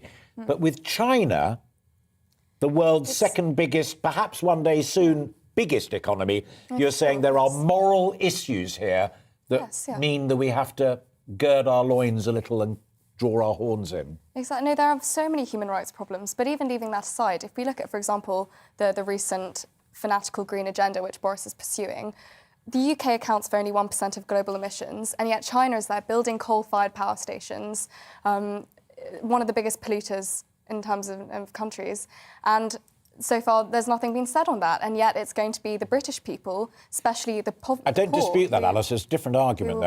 You in. She's saying it's a moral argument as well. It may be the biggest economy, it may be the worst polluter, but we need to be cautious who we trade with, because they are not nice, good people. I agree. If free trade is not reciprocal, that is it's cutting unfair. off your nose to spite your moral face. I disagree. China has got its tendrils in academia.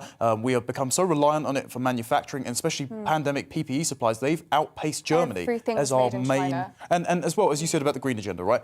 When they build these coal-fired power plants, 252, it increases global emissions by 16% by 2030. So we're going to cut 1% of global emissions by 2050 at the economic expense. It's insane. Meanwhile, as much as we're saying, the Uyghur genocide is going on, we're investing $500 million in a joint nuclear power venture with the Chinese government. That's a definite national security threat on our own soil. So we are committing environmental suicide as well as the TPP. You said about final point on this, and I'll bring you in as well, because I know you care and you've written about it as well.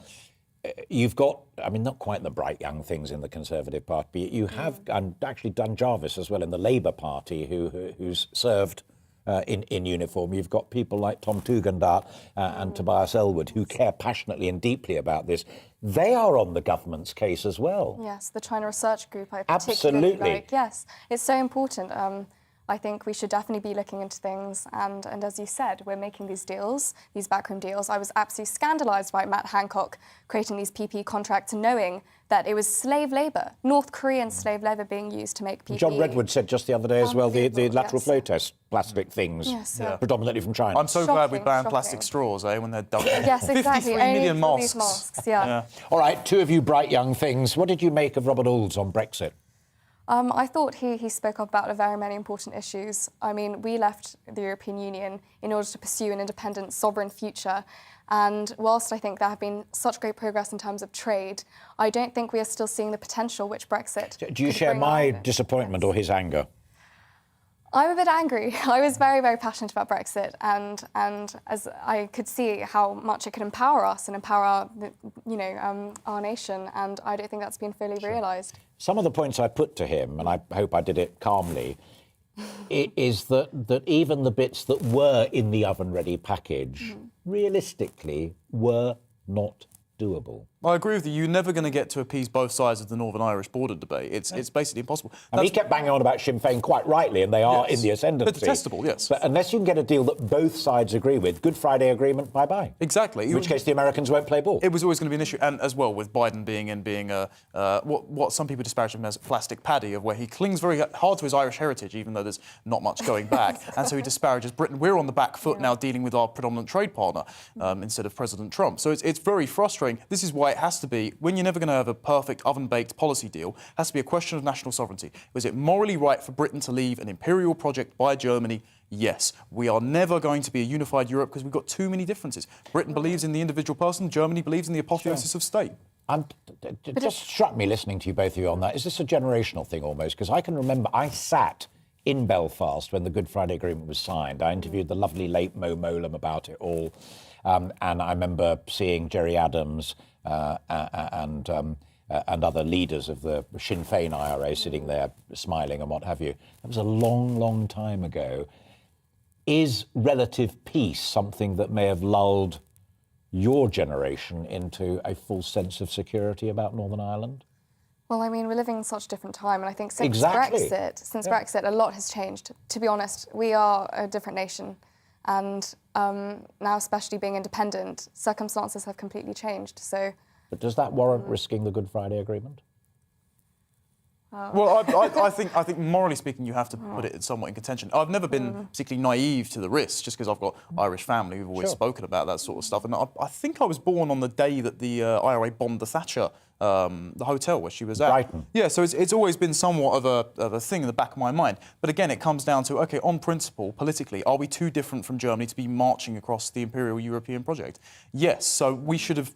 It was always going to be an issue. But is it worth risking that contention to get out of that massive imperial network? Yes. Yes, I agree. Do you want to risk a guess or a gamble on what will happen on Northern Ireland?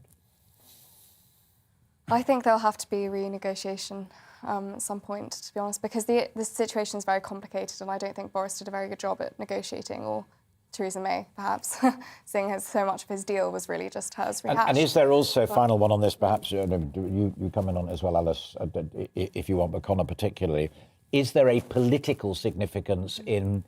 I mean, David Frost's resignation was deeply, profoundly significant politically, everybody knows that.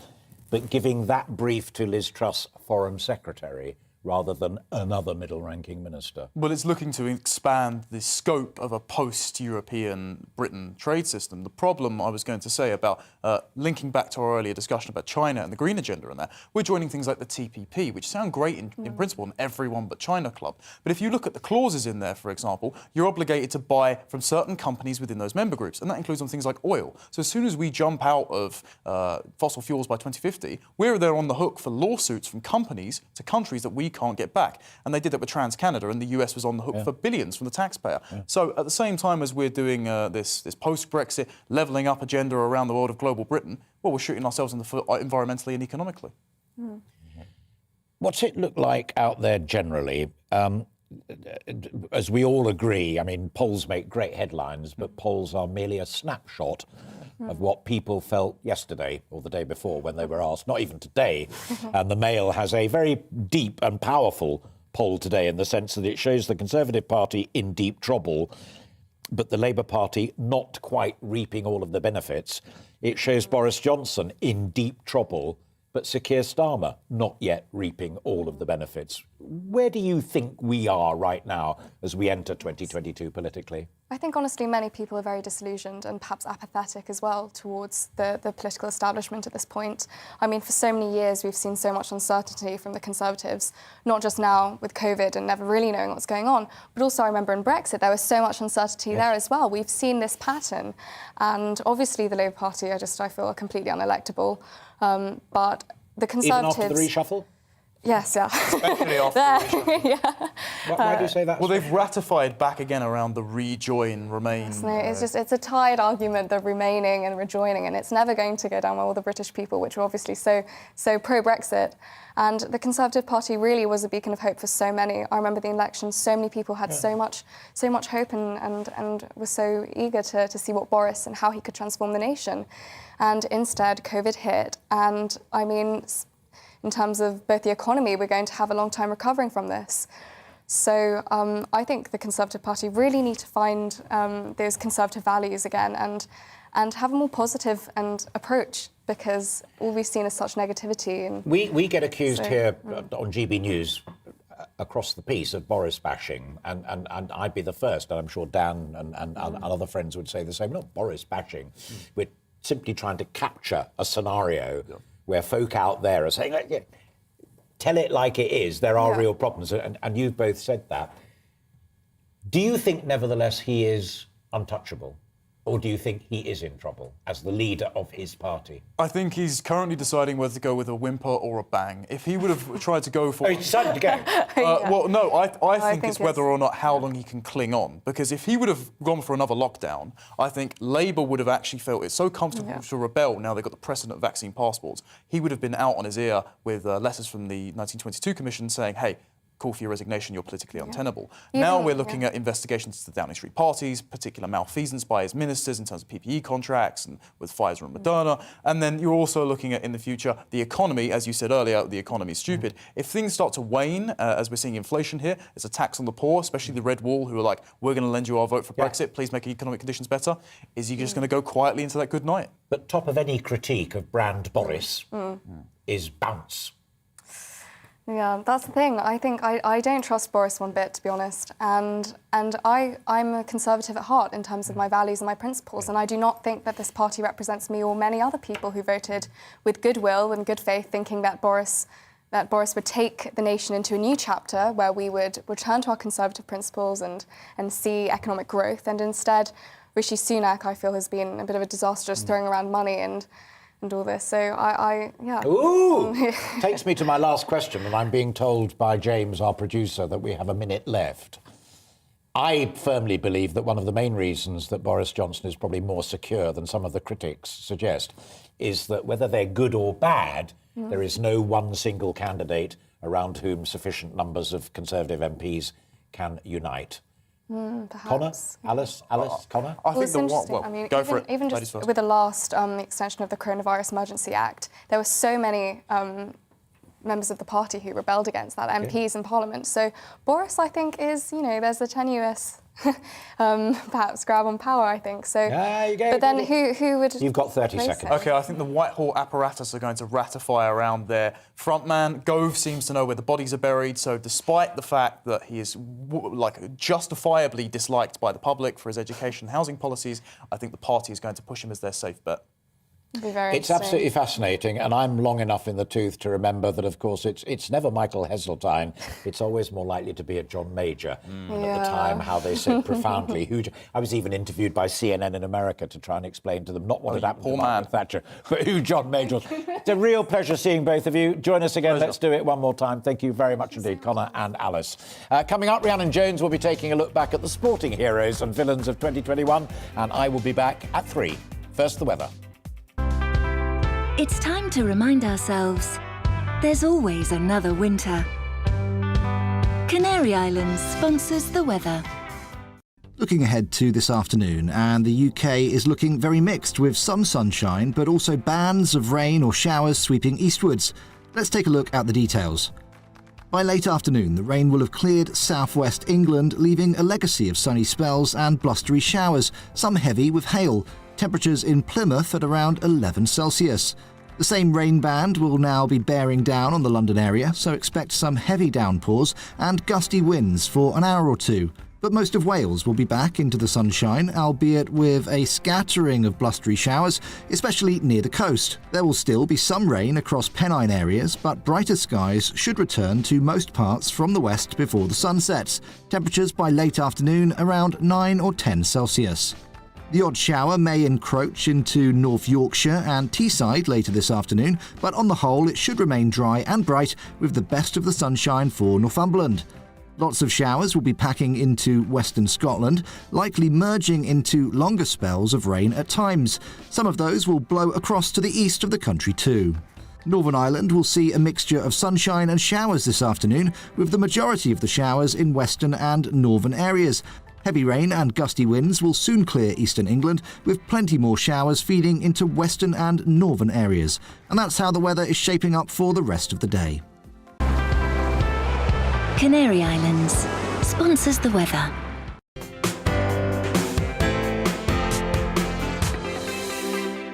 I'm Neil Oliver. You can join me live every Saturday evening for opinions and discussions about the week's top stories. There's also a smattering of history and archaeology and features that define our great British Isles. You'll hear my thoughts unfiltered, as well as those of my guests, and we don't always agree. And we want to hear from you too. Neil Oliver